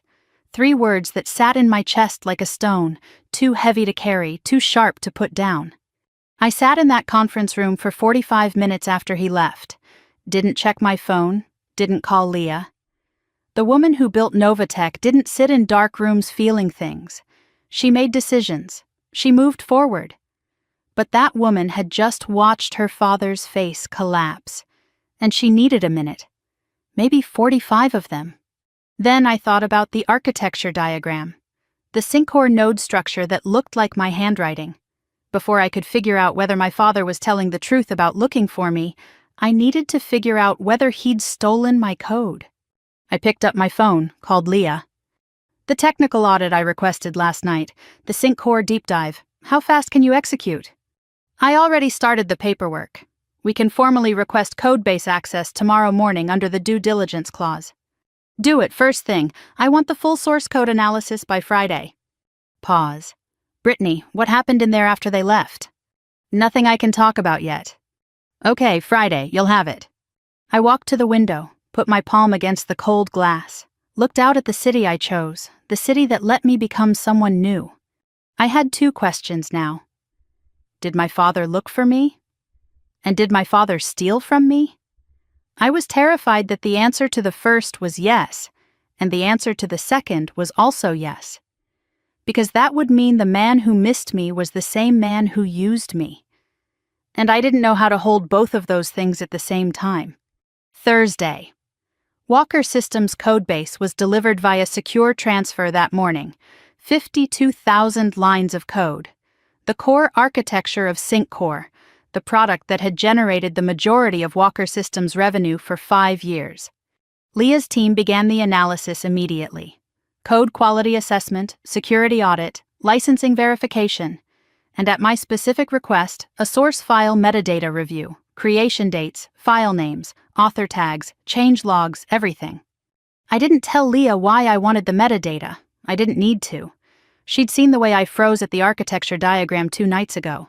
She was smart enough to know something was buried in that code. She just didn't know what. Thursday passed slowly. I attended 2 other meetings and remember nothing about either. My mind was in the server room on the 38th floor. At 4 in the afternoon, Leah texted, "Preliminary scan done. Full analysis tomorrow morning, something you should see." I walked down to Leah's floor. She was standing at her whiteboard. Her lead analyst, Priya, was at her screen, not looking at anyone. The posture of someone who had found something they didn't want to be the one to explain. Leah's face was serious. Not panicked, serious. The expression she wore when she had bad news that was also complicated. We ran the metadata scan on the core Syncor files. The original architecture, the foundation everything else is built on, was created from a single source directory. And The directory was imported into Walker Systems' development environment in August 2019. It wasn't built internally. It was brought in from an external source. What was the directory name? Leah turned her screen toward me. On the screen in plain text, the root directory name of SyncCore's core architecture. BW_thesis_modified. BW Brittany Walker. Friday morning, Leah delivered the complete technical analysis in person. Walked into my office, closed the door, set a printed report on the desk, 12 pages. The full analysis is done. I need to walk you through this. She sat, opened the report. I read along. SyncCore's core architecture was built on a foundation imported from an external directory in August 2019. The directory was labeled BW_thesis_modified. No author tag was changed. Whoever imported the code didn't bother renaming the source. The core algorithm, the optimization engine, the node structure, the third decision layer branching pattern, matches 87% of the code in my UC Berkeley capstone project, submitted June 2019. The remaining 13% consists of surface-level modifications, variable renaming, UI wrapper, deployment framework. The intellectual foundation, the architecture, the logic, the innovation is mine. Walker Systems filed no patent on SyncCore. No open-source license was referenced. No author credit exists anywhere in the codebase beyond the directory name. Leah set down the report, looked at me. BW, those are your initials. I didn't answer. Brittany, is this your code? I stared at my screen, 2 windows side by side, left SyncCore, right my capstone. The side-by-side comparison was not subtle, not coincidental, line by line, function by function, architecture by architecture identical. Yes, she exhaled slowly. How did Walker Systems get your capstone project? I didn't know. I had theories. Maybe Greg accessed my Berkeley cloud repository after I left. The family shared account I never deleted. Or maybe a copy was on the old ThinkPad I left behind in my childhood bedroom. Or maybe Professor Langston shared the project through academic channels. It didn't matter how he got it. What mattered was this. My father told me I didn't have what it takes for tech. He said I was a dreamer. And then he took the code I wrote, the code he never asked about, and he built his company's flagship product on it. SyncCore. The product that kept Walker Systems alive for 5 years. The product that was now failing because nobody there understood how to update it. Because the only person who understood the architecture was the daughter they'd thrown away. I closed the laptop. Not a slam. A slow, deliberate closing, the way I'd closed the front door at 14 Maple Drive. I placed both hands on the closed laptop, pressed down, as if holding something shut. There are different kinds of betrayal. There's the kind that screams, the affair, the lie, the stolen money. And then there's the kind that's so quiet you don't hear it until years later, when you're sitting in an office you built with your own hands, and you discover that the man who said you weren't good enough was making money off your work the entire time. He didn't just dismiss my talent, he used it. He built his fortune on the back of a girl he couldn't be bothered to watch graduate, and he never told anyone where the code came from. Not the board, not the clients, not Amanda, not me. I turned my chair to the window, looked out. The bay, the bridge, the city, everything I built starting from $600 and a bus ticket. I had left that house with nothing, and now I knew he had kept the one thing I'd left behind that was worth something. Not a family photo, not a letter, my code, my work, my mind. Leah, still in the room, asked quietly, "What do you want to do?" I don't know. First time in 6 years I'd said those words. I'd always known. I'd always had a plan. In the parking garage, I had Rachel's card. In the conference room, I had the reveal. But here, I didn't know. Because the betrayal was too deep for strategy. It required something I hadn't allowed myself in 6 years. Grief. If we go public with this, Walker Systems doesn't just lose the partnership. They face IP theft litigation. The company is done, immediately. 73 people. 73 people who don't know their jobs are funded by stolen code. I know. Leah left. I sat alone. The city outside was bright and indifferent. He didn't just overlook me. He stole from me. He built his company's flagship product on my capstone project. the work of a 22-year-old girl who coded it in a dorm room at Berkeley, who showed it to a professor who called it the most original thesis he'd seen in a decade, who carried it to a graduation ceremony where her father didn't bother to show up. SyncCore.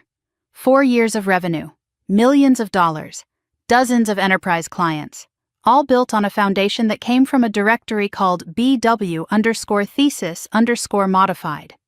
BW, my initials, in his system, making him money, for 5 years. And the worst part, the part that kept me sitting in that dark office long after everyone else went home, wasn't the theft. The theft I could fight. I had lawyers. I had evidence. I had a company worth 80 times what his was worth. The worst part was that he'd said I looked for you. And some stupid, stubborn 14-year-old part of me still wanted that to be true, even now, even after this. And I hated myself for it. I sat in the dark for a long time. Then I opened my laptop, pulled up the original capstone file, and read the dedication page I'd written 6 years ago at Berkeley. It said, "For my mother, who always believed, and for my father, who I hope someday will." I closed the laptop again. Someday hadn't come, and now I wasn't sure it ever would. Monday morning. The weekend had passed. I ran 6 miles Saturday, worked 12 hours Saturday afternoon, ran another 6 Sunday, and spent Sunday night staring at the ceiling the same way I stared at the ceiling in Oakland the night before everything began. I sat at my desk with a legal pad divided into 3 columns: stolen code options, partnership options, family options. None had answers. Leah walked in at 8:15 carrying 2 coffees. Her tell. When Leah brings coffee she didn't ask for, it means she has something to say. She sat across from me, didn't open her tablet, just eye contact. "We need to talk, not about the code, not about the deal, about you." "You told me to call it instinct. When I asked why Walker Systems was priority, you lied to me." "I know. Greg Walker is your father. Amanda is your sister. The code in SyncCore is yours. And you didn't tell me any of this before we started due diligence." "What do you want me to say, Leah?" "I want you to say why. We've worked together for 4 years. I've had your back through every crisis, every board fight, every late night. And you didn't trust me with this." This was the first time anyone had called me out on my secrecy, not as a professional failure, as a personal betrayal. Leah wasn't angry about the conflict of interest. She was hurt about the lie. Because the moment I told you, it would become real, and I wasn't ready for it to be real. She nodded slowly. Understood. Not agreed, but understood. This was the dynamic that made us work. Leah pushed. I resisted. And somewhere in the middle, we found the truth. She shifted to strategy mode. The code, 3 options. 1. Go public. File IP theft claim. Walker Systems collapses. 73 people lose jobs. Your father faces criminal charges. No. 2. Bury it. Proceed as if we don't know. Dishonest. Puts Novatech at legal risk. 3. Hold the evidence. Don't go public. Don't bury it. Keep it as an asset we play only if we need to on our terms. This was why I trusted her. Leah mapped the terrain and let me navigate. 3. For now. For now. But Brittany, the board is going to ask questions soon, and I can't protect you from questions I don't have answers to. Amanda called Monday afternoon. She wanted dinner, just the 2 of us. No lawyers, no spreadsheets. Her tone was warm, sisterly, a tone I couldn't remember Amanda ever using with me. Amanda had never in my life asked me to dinner. Not for my birthday. Not before Berkeley. Not in 6 years. And now, 1 week after discovering her little sister was worth $4.5 billion, she wanted to be family. I said yes. Not because I believed her, because I wanted to see what she wanted. Tuesday evening, Zuni Cafe, Market Street. I arrived first, sat facing the door. Amanda arrived at 7:12, 12 minutes late, fresh blowout, red lipstick, cashmere sweater that cost more than my first month's rent in Oakland. Performing casual elegance. We ordered. Wine for Amanda, water for me. I don't drink when I need to stay sharp. Small talk, forced, fragile. Then she put down her glass. Dad's been a wreck since the meeting. He barely sleeps. He called me at 3 in the morning Thursday night and just talked about you, about when we were kids, about things I didn't even know he remembered. What things? The hackathon, the app you built when you were 14. He said he remembers you standing in the living room holding a laptop. My jaw tightened. He remembers, and he still turned away. He's a mess, Brittany. He knows he failed you. He doesn't know how to fix it. That's not why you're here. Slight flinch. What do you mean? You didn't call me for dinner to tell me Dad feels bad. You could have texted that. You're here because Walker Systems is dying and you need me to save it. You want me to sign the partnership. I want you to help us. That's what family does. Family. You didn't use that word when Dad said I'd never make it in tech. You didn't use it at Thanksgiving when he announced you were the future and I was the footnote. You didn't use it once in 6 years. We were kids. People say things. He wasn't a kid, Amanda. He was a father. And you had plenty of time to say something. You never did. Amanda's face hardened. The warm, sisterly mask slipped. Not all the way, but enough. Her voice dropped, the warmth replaced by something sharp. What do you want from me, Brittany? An apology? A trophy? You want me to say you were right and everyone else was wrong? Fine, you were right. You built a bigger company than Dad ever did. You're smarter than all of us. Congratulations. Is that enough? Can we move on now? I don't want a trophy. I want the truth about everything. Amanda's eyes flashed. The word everything landed differently. I was probing, seeing if she knew about the code. Her reaction, a microbeat of stillness, then deflection. The truth is that Dad is 60 years old, and his company is going to die without help. The truth is that you're the only person who can fix this, and you're making it about the past instead of the future.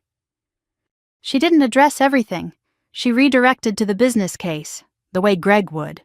During the rest of dinner, I noticed something. Amanda checked her phone under the table 4 times. Each time she typed a quick response, her expression tightening before resettling into the casual mask.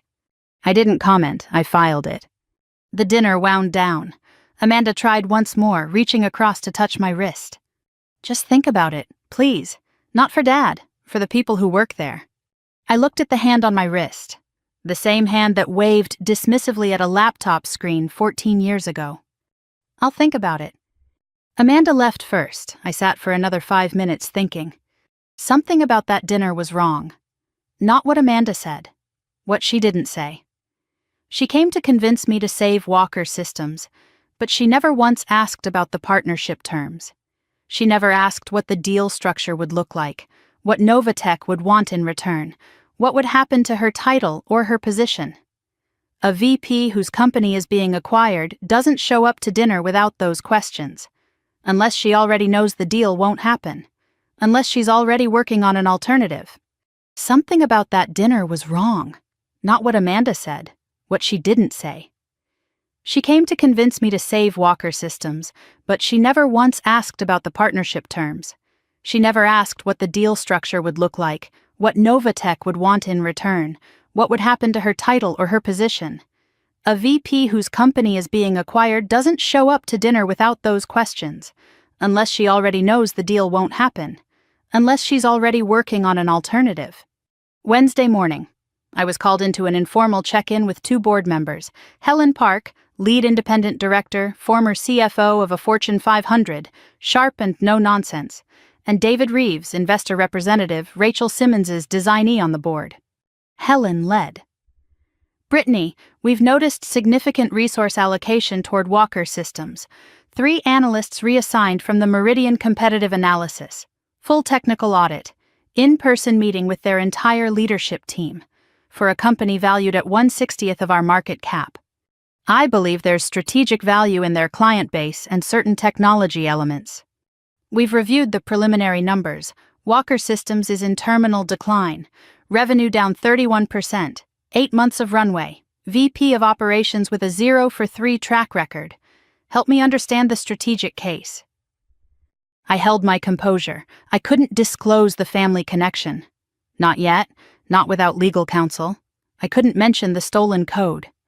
I gave a sanitized answer about enterprise data infrastructure and client transition opportunities. Helen wasn't convinced but gave me runway. David Reeves said nothing, watched with an expression I couldn't read. He worked for Rachel. Rachel knew the truth. Whether David did was a question I couldn't answer. The board was right to question me. I was doing exactly what a CEO should never do, making a business decision driven by personal emotion. I knew it, Leah knew it, and now Helen Park was circling it like a hawk. The clock was ticking. I either needed to make a real business case for Walker Systems or walk away entirely. Wednesday evening. I was at my desk reviewing the timeline when Leah walked in. No knock, no coffee, holding her tablet with the screen dark. Her face had the expression I'd only seen twice in 4 years, the expression that means something is very wrong. I found something and you need to hear it now. She sat, showed me intercepted data from Novatech's competitive intelligence system, which monitors encrypted communication patterns between companies in our sector. Starting the day after our meeting with Walker Systems, there's been a spike in encrypted communications between someone inside Walker Systems and Meridian Tech.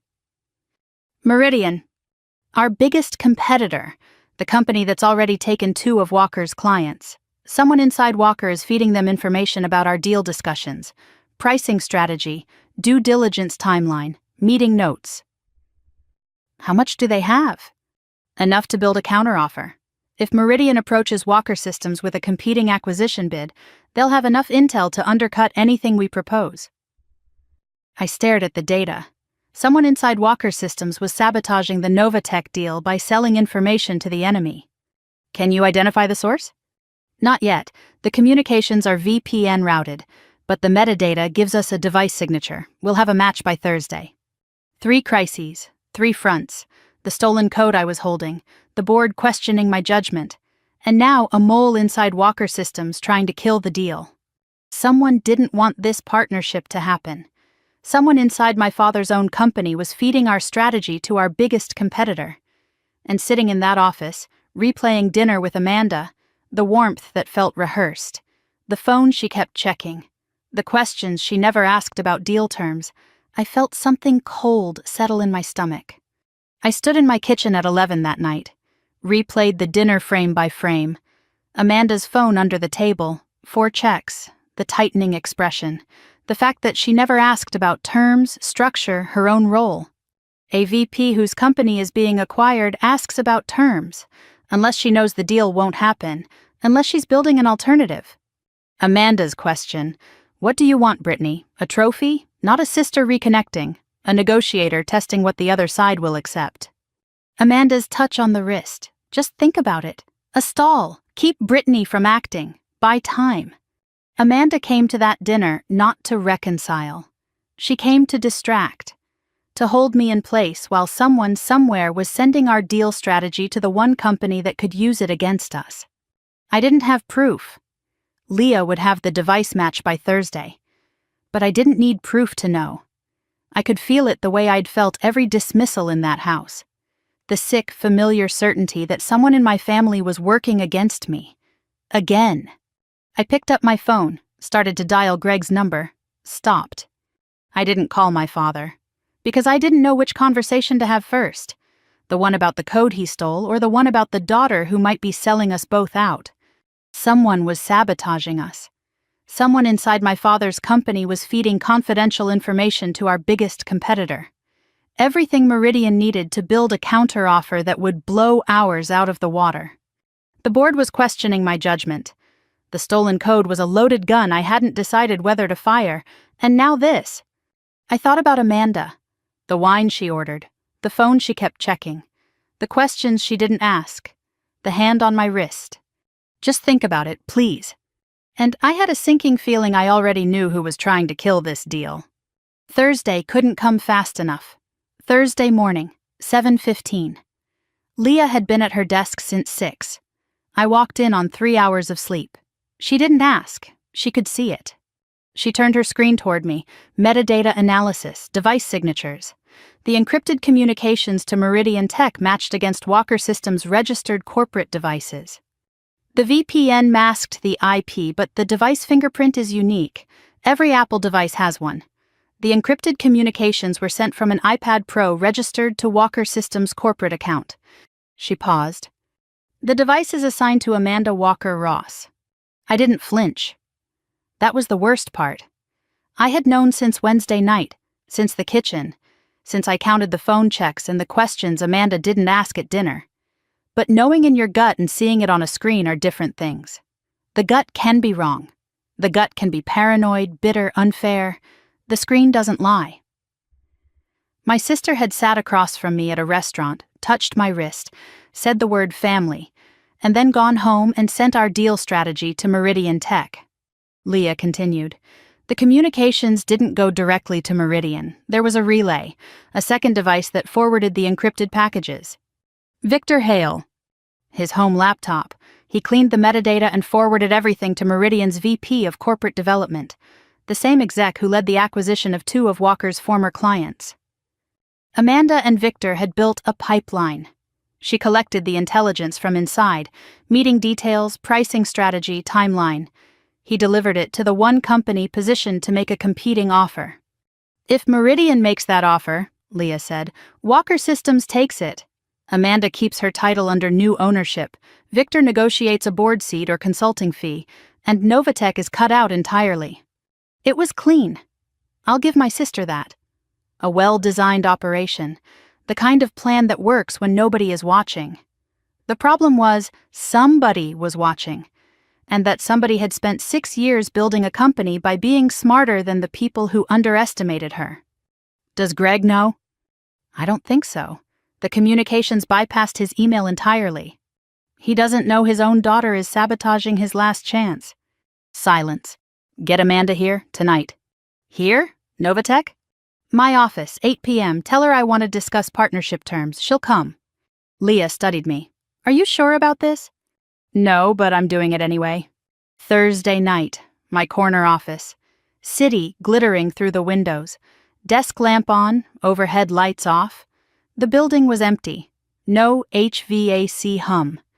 The quiet was heavy. On my desk, a manila folder. Inside, the printed evidence, device match, relay logs, Meridian recipients' email headers. I had arranged it like a prosecutor's exhibit. Not to humiliate, to be undeniable. The elevator dinged at 8:04, 4 minutes late. Consistent. Amanda walked in wearing the same confident mask from the dinner, but her eyes were sharper. She sensed this wasn't a partnership discussion. You wanted to talk terms? Sit down. She sat. Her eyes flicked to the folder on the desk, then away. The micro-reaction of someone who knows bad news comes in folders. I opened the folder, slid the first page across the desk, said nothing. Amanda looked at it. Device match report, her name, her iPad, the Meridian connection. I slid the second page. Victor Hale's relay logs, timestamps, IP addresses, Meridian's VP of Corporate Development as the recipient. Third page, a summary of what was transmitted. Novatech's proposed valuation range, due diligence timeline, meeting notes, strategic priorities. I didn't speak during any of this. I let the paper talk, page by page, evidence by evidence, the way my father should have let my code talk years ago instead of dismissing it. Amanda's face went through a rapid series of expressions, shock, calculation, anger, and finally a settling, the expression of someone who has been caught and knows it. This doesn't prove anything. Someone could have used my device. The iPad was used from 3 locations: your apartment in Austin, the Hilton on Union Square, where you stayed during our meeting last week, and Zuni Cafe. Zuni Cafe, Tuesday night dinner. Her mouth closed. You were texting Victor during our dinner, not your husband, Victor Hale, who was forwarding our strategy to Meridian in real time. Silence, 30 seconds, an eternity in a quiet room. Amanda's denial died. The mask didn't crack. It fell. Not gradually, all at once. Like a wall that had been holding back water for years. She put her face in her hands. Her shoulders shook. I thought she was going to cry. She did, but only for 10 seconds. Then the tears ignited into something else. Her head came up, face wet but eyes burning. When she spoke, her voice was raw. Not the polished Amanda. Not the dinner Amanda. This was the woman underneath all of those performances. And she was furious. You think you know what this was like? You think I did this because I'm jealous, because I'm petty? I think you... No, you're going to listen. For once in your life, you're going to sit there and listen to me. She stood, her chair scraped back. She was trembling, not with weakness, with pressure finally finding a way out. He put everything on me. Everything. The day you left, the day you packed a bag and disappeared, he walked into my room the next morning and said, "It's just us now. You're all I've got." I was 24 years old. And from that moment on, every single thing that happened at Walker Systems was mine to carry. Every quarter that missed projections, every client that left, every board meeting where Victor looked at me like I was a placeholder. Every time the numbers fell short, he didn't yell. He did something worse. He'd go quiet. He'd look at me with this disappointment, like I was proving that he'd bet on the wrong daughter. You gotta be free. You gotta disappear and build your own thing from scratch. You gotta fail in private. You gotta grow without anyone watching. I didn't get any of that. I was on stage every single day performing the role he wrote for me, knowing I wasn't good enough for it. Knowing that the real version of what Walker Systems needed was somewhere in California, building it better, building it bigger, building it without us. Her voice cracked, the fury faltered. What was underneath was worse. It was grief. I knew. She was quieter now, almost to herself. I always knew you were the smart one. Even when I called your app a cute hobby, I knew. I said it because Dad was standing right there, and saying what he wanted to hear was the only way I knew how to survive in that house. This landed on me like a physical blow. I expected denial, deflection, maybe anger. I didn't expect honesty. And I didn't expect Amanda to say the one thing she'd never said in 32 years. I knew you were better. She sat back down slowly, like the explosion had emptied her. I didn't want to destroy the deal. I just couldn't stand the idea of you saving us, of you being the one who fixes everything, of Dad looking at you the way he should have looked at you all along, and realizing that every year he spent watching me was a waste. It wasn't a waste, Amanda. Don't be kind to me right now. I don't deserve it. No, you don't, but I'm not being kind. I'm being honest. He broke both of us, just in different ways. Silence held. Two sisters across a desk, the evidence between them, the anger spent, the masks on the floor. For the first time in 32 years, nothing between us except the truth. What are you going to do? I haven't decided. If you go public with the leak, I'll face charges, corporate espionage, maybe criminal. I know. Will you? I looked at Amanda, really looked. Past the blown-out hair and the cashmere and the performance. I saw what I didn't see at the dinner. Exhaustion. Not from a bad week. From a lifetime of being someone else's answer to a question they never should have asked. I saw two things at once. The woman who had betrayed me, who smiled at me over wine and sent our secrets to our enemy under the table. And the girl who had been locked in a glass case labeled Golden Child and told to perform perfection every day while our father watched and waited for her to fail. I was the daughter he ignored. Amanda was the daughter he crushed with attention.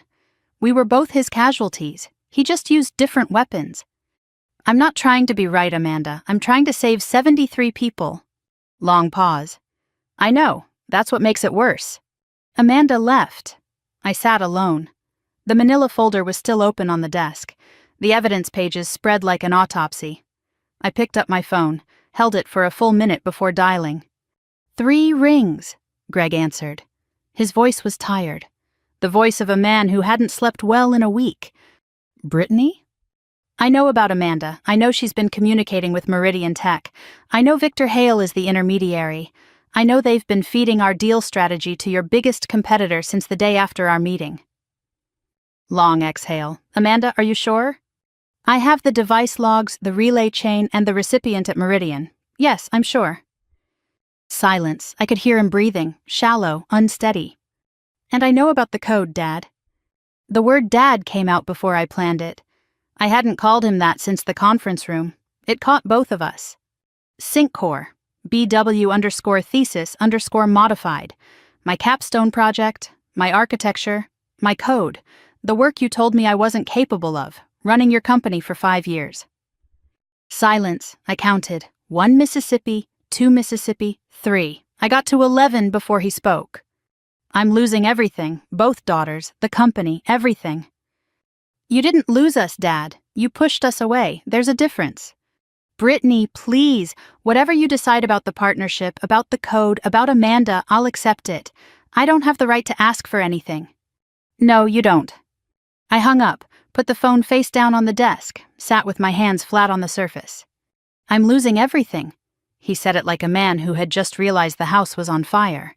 But the house had been burning for years. He just hadn't been standing close enough to feel the heat. Friday morning. Dawn. I hadn't gone home. Second time this month. Coffee cups lined up on the credenza, the city waking up outside the windows. Leah arrived at 6:30, found me at my desk, same clothes as yesterday, eyes red, not from crying, from not sleeping. You've been here all night. Pull the offer. She sat slowly. You're sure? I'm done, Leah. The code is stolen. The VP is sabotaging us. The board is questioning my judgment. The CEO is my father who can't decide if he's sorry or just desperate. There's nothing here to save. There are 73 people. I know, and I can't save them by setting myself on fire. She nodded, didn't argue. She'd watched me carry this for 2 weeks. She knew when the weight exceeded the capacity. I'll draft the withdrawal letter. Thank you. She left. I turned to the window. The fog was burning off, the bridge appearing piece by piece through the white. I told myself it was the right decision, the smart decision, the decision any CEO would make when the deal is compromised. The target is sabotaged from within, and the personal entanglements are catastrophic. I told myself I had done enough. But sitting in that chair, watching the fog lift, I felt something I hadn't expected. Not relief, not closure, not even anger. I felt like I was running away again. I went home Friday evening. My apartment in Pacific Heights, where nothing reminded me of Austin, nothing reminded me of Maple Drive, nothing reminded me of a father who couldn't see me or a sister who couldn't stop performing. I ate half a bowl of soup. I sat on the couch. I turned on the television and watched nothing. I let the noise fill the apartment the way silence used to fill the house I grew up in. At 10:37 that night, someone knocked on my door. Not Leah. She would text first. Not Amanda. She wouldn't dare. Not Greg. He didn't have my address. I opened the door, and standing in the hallway, holding a shoebox in both hands, with red eyes and bare feet in the corridor, the same bare feet she'd stood on at the bottom of the stairs in Austin 6 years ago, was my mother. She said, I should have come sooner. Can I come in? There are moments that split time into before and after. The laptop in the living room, the graduation chair, the parking garage, the conference room reveal. This was the last one. My mother stood in the hallway holding a shoebox in both hands, bare feet on the corridor carpet, hair gray now, cardigan over a blouse, no jacket. She had left Austin in a hurry. The shoebox was old, faded, one corner crushed. She held it the way you hold something that matters more than anything else you own. Red eyes, but she wasn't crying. She was past crying. I should have come sooner. Can I come in? I stepped aside. Her feet were cold on the hardwood. I saw the goosebumps on her ankles. A detail so small it shouldn't matter. It broke something in me anyway. She looked around the apartment. White walls, clean surfaces, no photographs. It's beautiful. It's empty. I know. We sat. She set the shoebox on the coffee table, folded her hands in her lap. The posture of a woman who learned to take up as little space as possible. How did you find my address? Rachel. One word, and with it a thread began to pull. She lifted the lid. Inside, letters, stacked neatly. Handwritten envelopes, each addressed to Brittany Walker, the Oakland studio, an old P.O. box, Novatech headquarters. Each envelope dated in her careful print. 2 inches of envelopes packed tight. What are these? 47 letters, one for every month since you left. I reached for the stack, hesitated. You wrote me every month? Every month, sometimes twice. I never received a single one. She nodded. I know, your father intercepted them. The room shifted. Something in the air changed. The first 3 I mailed to your Oakland address. They came back. Returned to sender. I didn't write that. He did. After that, I tried a P.O. box. He found those, too. He was checking the mail every morning before I woke up. Then I tried mailing from a different zip code. He found the receipts in my purse. Her voice didn't shake. The measured calm of a woman who learned to deliver devastating information without triggering the person she was married to. He didn't scream. He just said, "She left. Let her go." And he took the letters. Every single one. For 6 years. Where were they? His desk, bottom drawer, locked. I found them 3 weeks ago. 47 letters. 6 years. Every month, my mother sat down at the kitchen table in Austin and wrote to a daughter who never wrote back. Not because I didn't want to. Because her husband was standing at the mailbox every morning, erasing her from my life one envelope at a time. I opened the first letter, June 16, 2019, the day after I left. My darling Brittany, you left last night. I stood at the bottom of the stairs and watched you go. I wanted to stop you, but you needed to leave, and I needed to let you. I'm so proud of you. I have always been proud of you, even when I was quiet. Especially when I was quiet. That last line, the callback across 7 chapters, it landed like a bell tolling. She had written it the morning after I left, before Novatech, before any of it. She had known I was special when I was just a girl with a suitcase and a broken heart.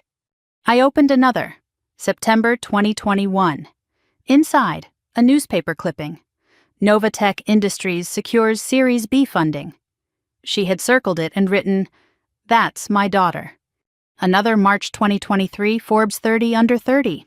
She wrote, "I showed this to the lady at the grocery store. She probably thought I was crazy." 47 letters. 6 years.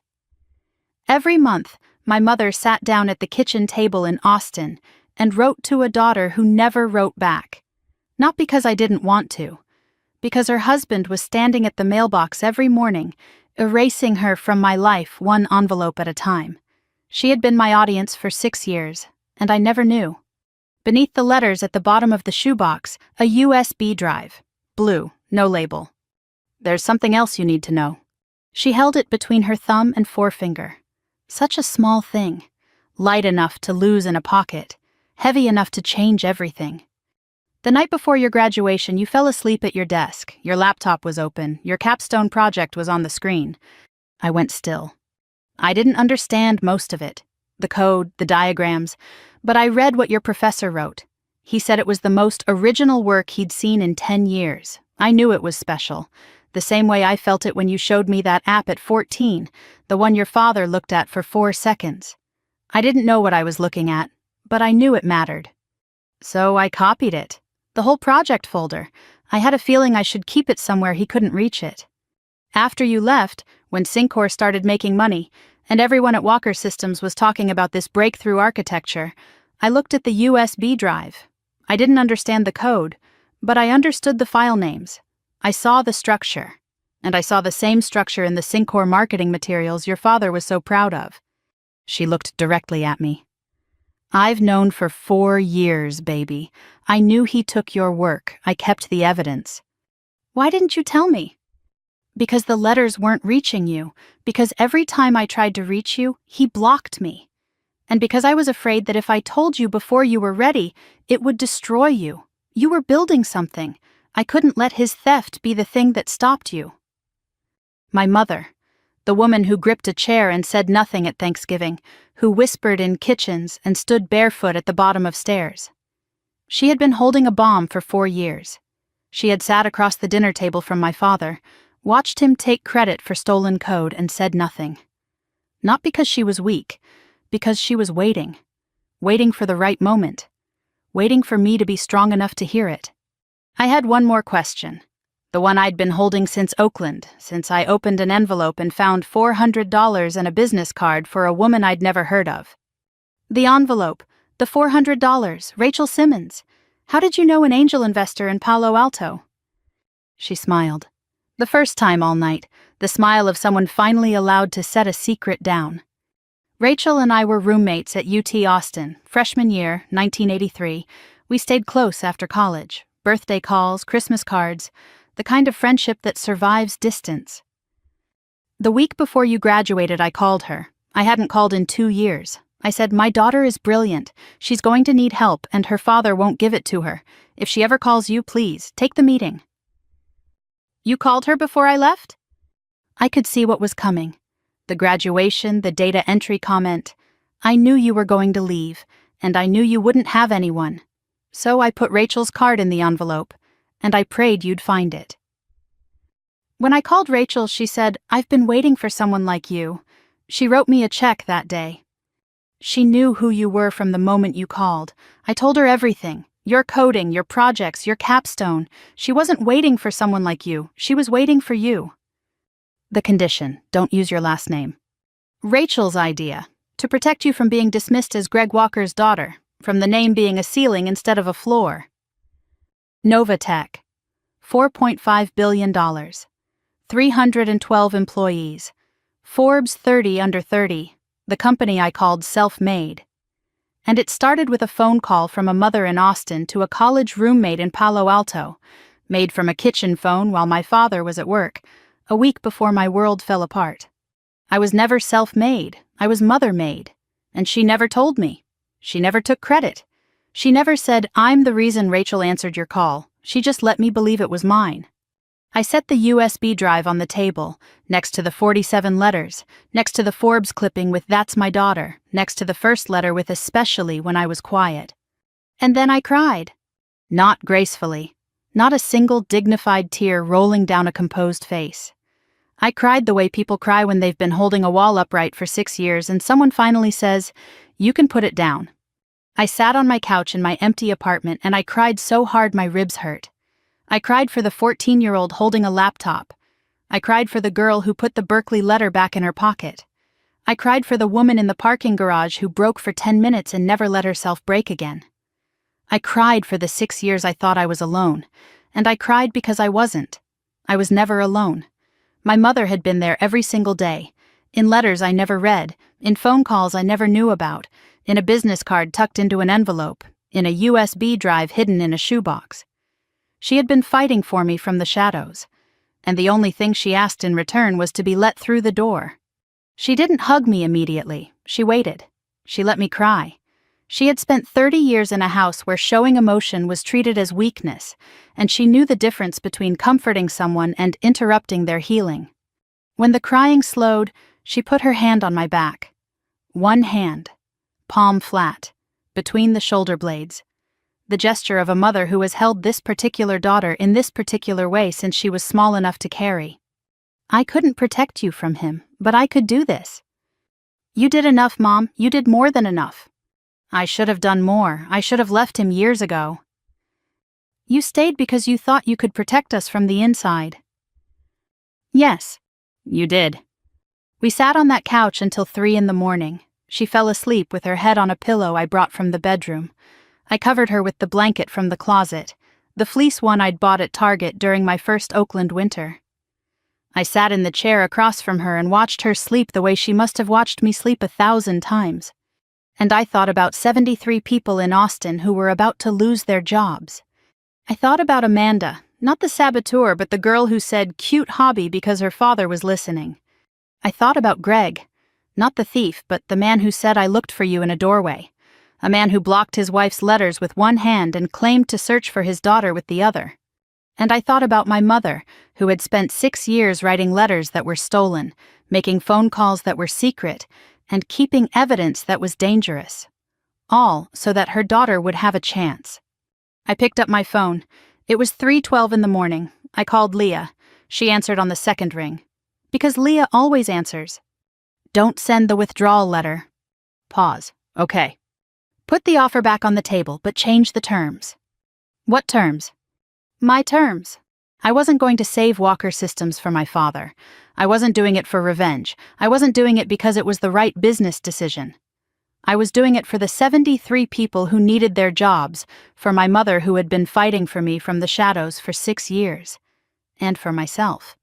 Because I refused to let his failures define my choices. Because walking away now would mean everything she sacrificed was for nothing. I was done running.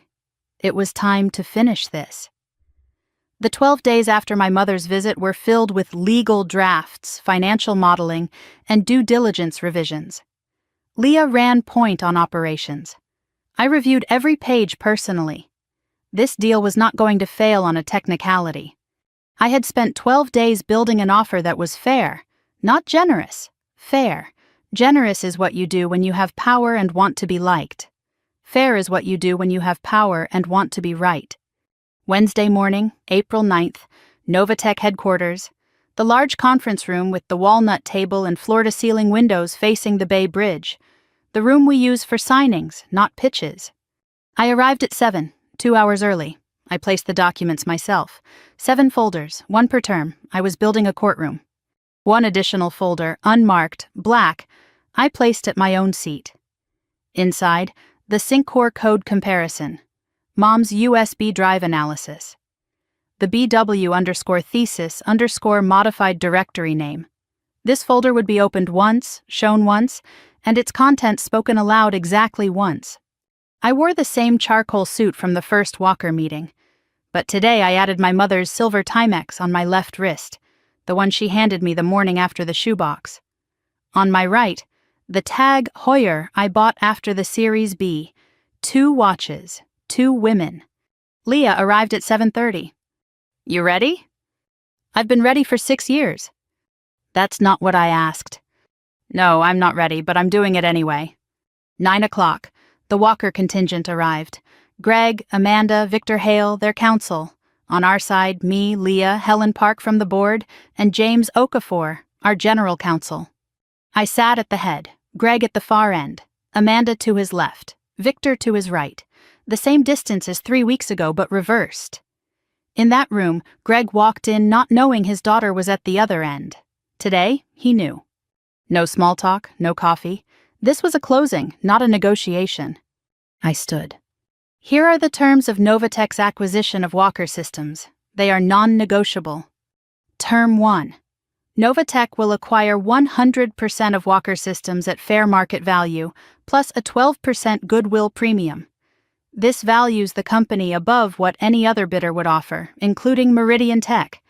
The mention of Meridian landed like a stone. Amanda's face went white. Victor's jaw tightened. Term 2. All 73 current employees will be retained. No layoffs for 24 months. Term 3. The Walker Systems brand will continue as a subsidiary. Clients will experience continuity. Term 4. Greg Walker will retire from all operational and advisory roles, effective upon signing.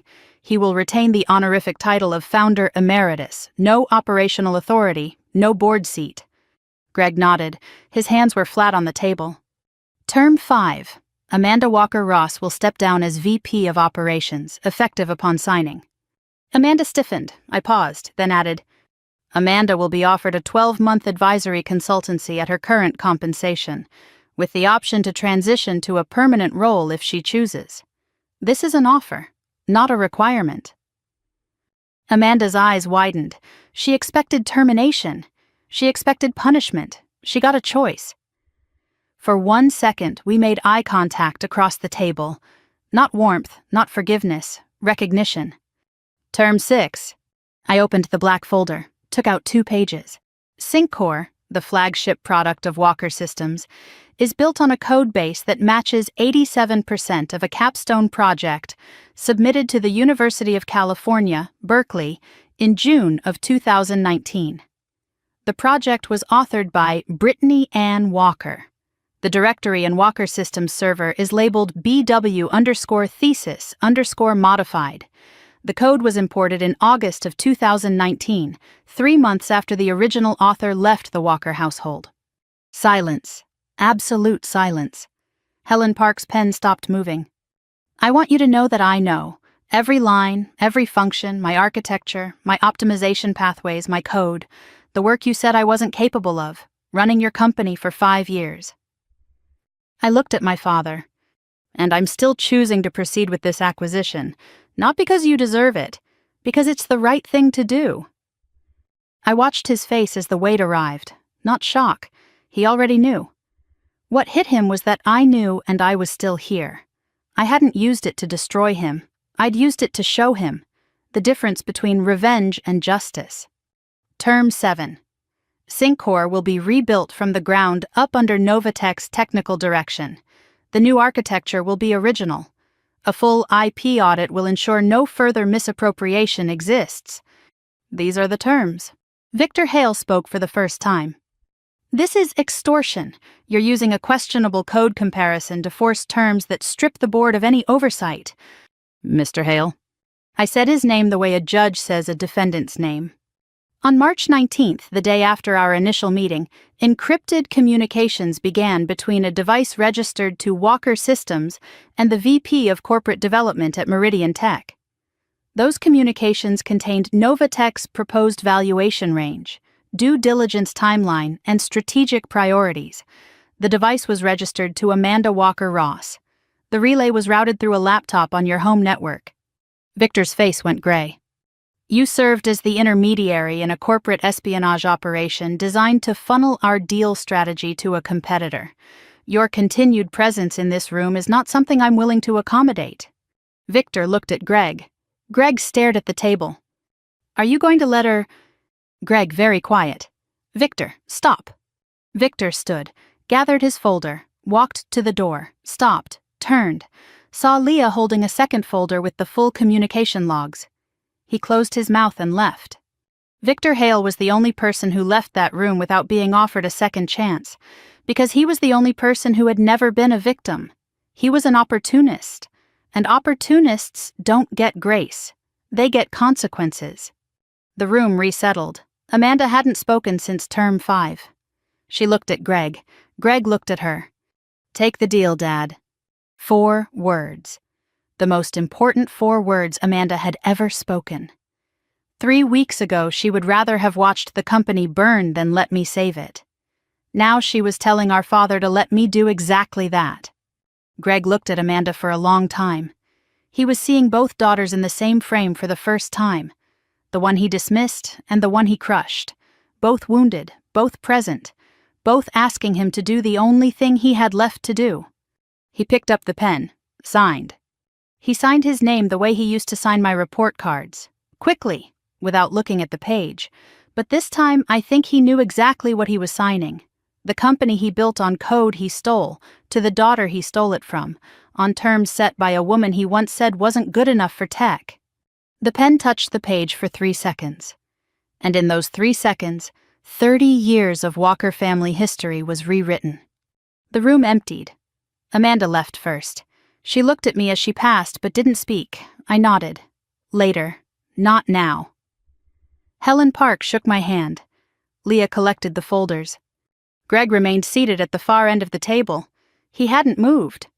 I asked Leah to give us the room. She hesitated. She knew what this conversation would cost me. She nodded and left. Father, daughter, the Bay Bridge through the windows. I need to tell you something, not because you asked, because I should have told you years ago. I waited. I used your code. I knew what I was doing. After you left, I found your capstone project on the old ThinkPad in your room. I showed it to our lead developer. He said it was years ahead of anything Walker Systems had. I told him to use it. I told myself it was just a student project, that you'd never know, that it was just sitting there, unused. But I knew whose work it was. And I knew the girl who wrote it was somewhere in California, eating ramen, trying to build something from nothing while I was building my company on her work. He stopped, looked at his hands. I don't know when it started, the lying to myself. Maybe it was the moment you showed me that app at 14, and I felt something I didn't expect. I felt afraid, because my daughter was smarter than me, and instead of being proud, I was threatened. He said the word threatened. I had waited 14 years to hear my father say one honest thing about why he treated me the way he did. And there it was. Not cruelty, not indifference, fear. I don't deserve your help. No, you don't. But the people who work for you do. They didn't steal anyone's code. They didn't intercept anyone's letters. They didn't tell their daughter she wasn't good enough. 73 people. That's who I did this for. And your mother? Yes, and Mom? His voice broke. Your mother never stopped believing in you. I know, she showed me. He heard the emphasis on showed. She wrote me 47 letters, one every month. You intercepted them all.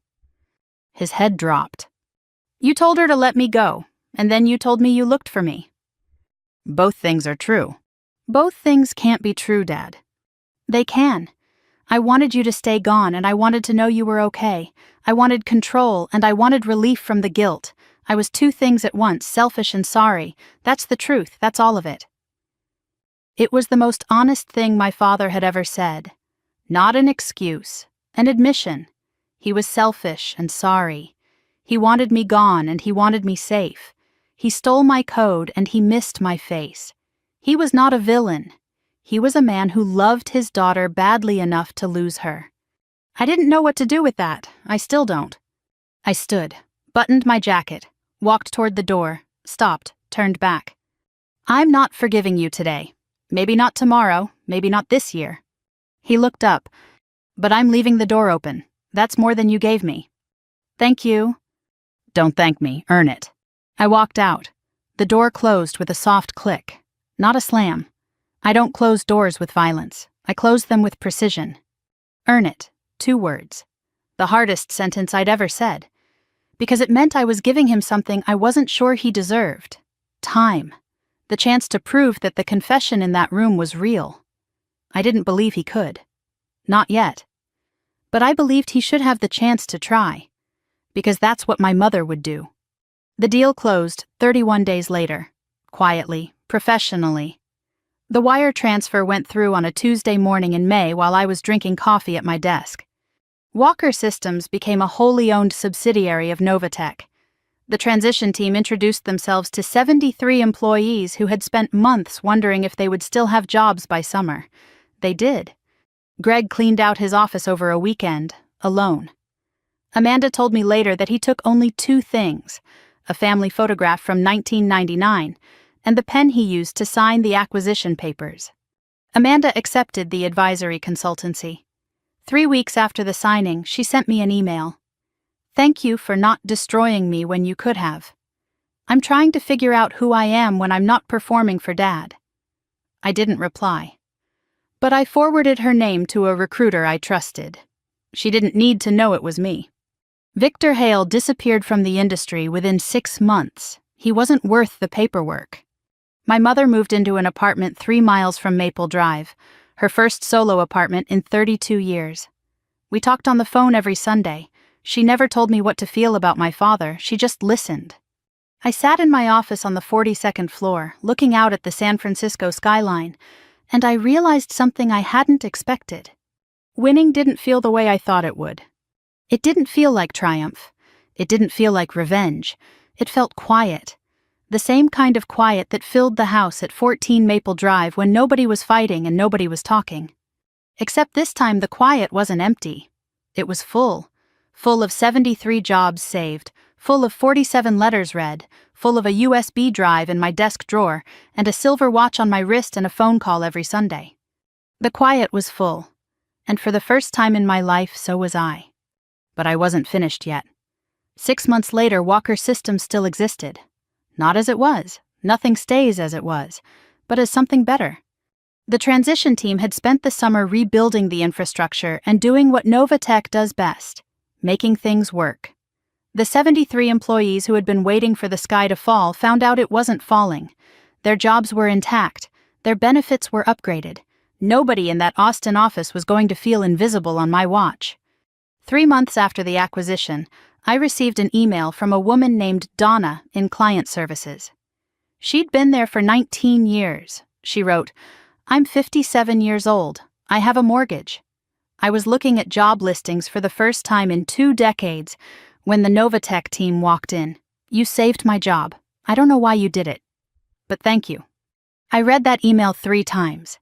Then I closed my laptop and sat with it. I didn't save Walker Systems for my father. I saved it for Donna and 72 others whose names I was still learning. The deal was never about revenge. It was about the people who get caught in the crossfire when families go to war. Amanda left Walker Systems on the last day of May. She served the advisory consultancy for 1 month before deciding she didn't want it. She told Leah, "I need to build something that's mine. Not my father's company, not my sister's consultancy fee, mine." I understood. Maybe for the first time, I understood Amanda completely, because that was exactly how I had felt the night I left Austin. She opened a small consulting firm in Dallas, not Austin, a new city, the same way I had chosen Oakland, a new name, Ross Advisory, using her married name. She was starting over at 32, building from the ground up. We didn't speak often, a text on her birthday, a short phone call at Christmas. But in August, I forwarded her firm information to a Novatech client who needed operational consulting. I didn't sign the email. 3 weeks later, she landed the contract, her biggest client in the first year. She sent me a text in September. No context, just, "Thank you." I replied, "For what?" She didn't respond. We understood each other the way sisters do, in the spaces between words. I don't know if Amanda and I will ever be close, but we stopped being enemies. And for 2 daughters of Greg Walker, that was a kind of miracle. Greg retired. He moved into a smaller house north of downtown Austin, not 14 Maple Drive. He sold that house in July. We ate dinner once a month. I flew to Austin, or he flew to San Francisco. The dinners were difficult, not hostile, not warm. Difficult the way anything is difficult when 2 people are trying to build a bridge across a canyon they both helped dig. Sometimes he asked genuine questions about Novatech. He listened the way he should have listened when I was 14. Sometimes we sat in silence. The silence wasn't comfortable, but it was honest. The last time I visited his Austin house, I saw something on his kitchen table, a framed photograph. The 4 of us, Greg, Diane, Amanda, Brittany. 1999. I'm 5 years old in the photo. Mom is wearing a yellow dress. Dad is smiling, the kind of real smile I can barely remember seeing in person. He noticed me looking at it. "That's the last photo where everyone is happy. That's a lot of weight to put on one picture." "It's the only weight I have left." I looked at the 5-year-old version of me, completely unaware that the man behind her would spend the next 23 years failing her.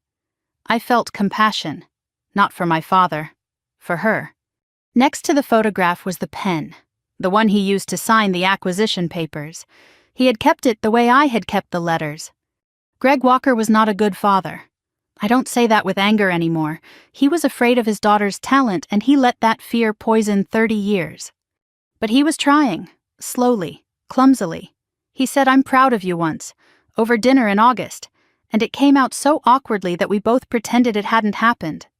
I wasn't ready to call that progress, but I wasn't ready to call it nothing either. My mother flew to San Francisco for the first time last Sunday.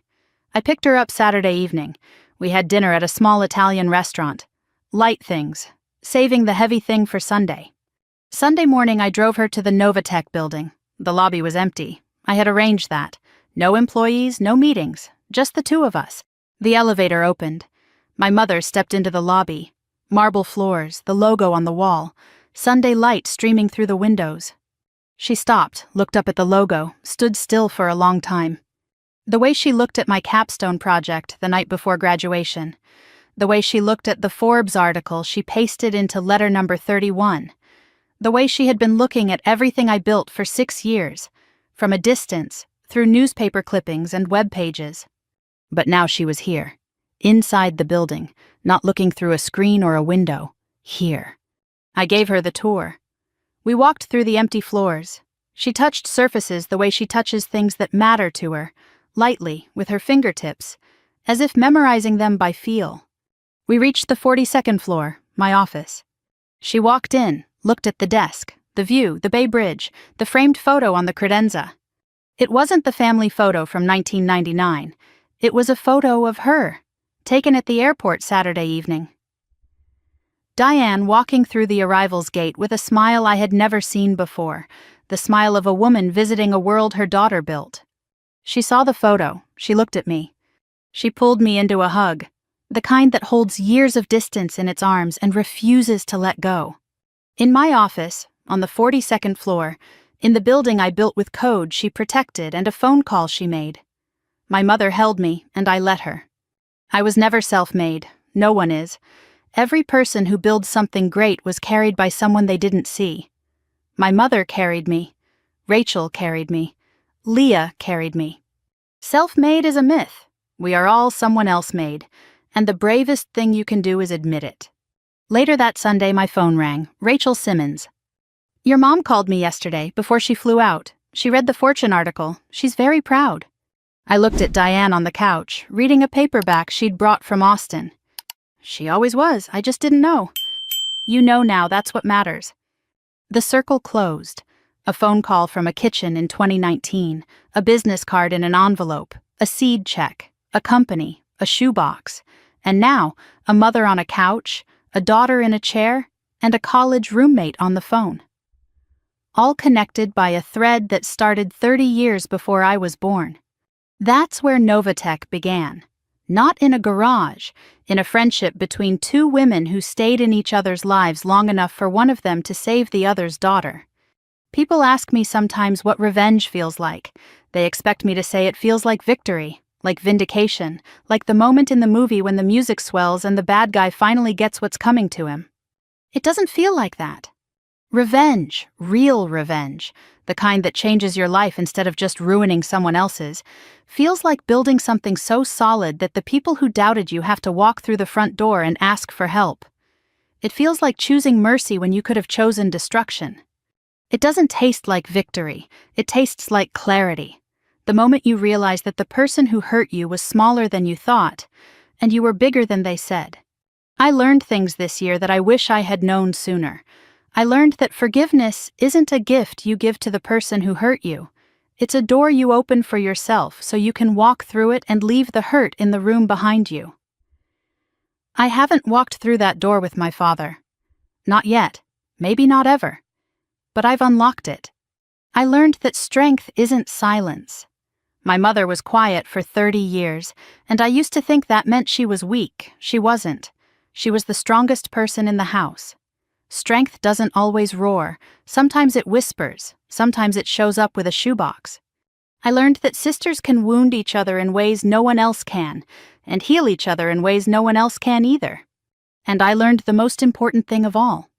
I didn't become the person my father believed in. I became the person I believed in, and that was always enough.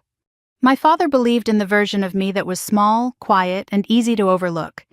A footnote in the Walker family story. I believed in a different version. The girl who coded an app at 14, the woman who pitched investors for 9 months before one said yes, the CEO who sat across from the man who raised her and said, "I know what you did, and I'm choosing to help anyway." That version of me was always there. She was there in the ramen apartment. She was there in the parking garage. She was there in the conference room and on the couch at 3 a.m. with her mother's hand on her back. She was always enough. I just had to stop waiting for someone else to tell me that. I told you this story because I think you needed to hear it. Maybe not the details. The code, the acquisition, the conference room. Those are mine. But the feeling underneath? The feeling of being overlooked by someone who should have seen you? Of being told you weren't enough by someone whose opinion shouldn't have mattered but did? That feeling isn't just mine. I know it isn't. Because every time I tell a story like this, I hear from women who say, "That was me, that was my family, that was my life." So if this story reminded you of someone in your family, someone you used to be, or someone you're still becoming, I want to hear about it. Not because I'm curious, because your story matters. It matters the way my mother's letters mattered, even when no one was reading them. Leave a comment. Tell me one thing, just one, that this story made you think about. A memory, a person, a moment when someone underestimated you and you proved them wrong, or a moment when someone believed in you and you didn't know it until later. And if you're new here, if this is the first story you've heard on this channel, I'd be grateful if you subscribed, not for the numbers, for the reason we do this. Because every week we tell stories about people who were told they were too small, too quiet, too old, too late, too much, or not enough. And every week those people prove that the ones who underestimated them were wrong. You are not too small, you are not too late, you are not too anything. You are enough, you've always been enough. You just need someone to say it out loud. I looked out the window at San Francisco, the bridge, the bay, the fog beginning to roll in from the ocean, the way it does every afternoon, soft and certain, covering the city in something that looks like forgiveness. And on my desk, in the bottom drawer, 47 letters from a mother who never stopped writing. I closed the drawer, I picked up my coffee, I went back to work. There was still so much to build. This story is fictionalized for dramatic effect.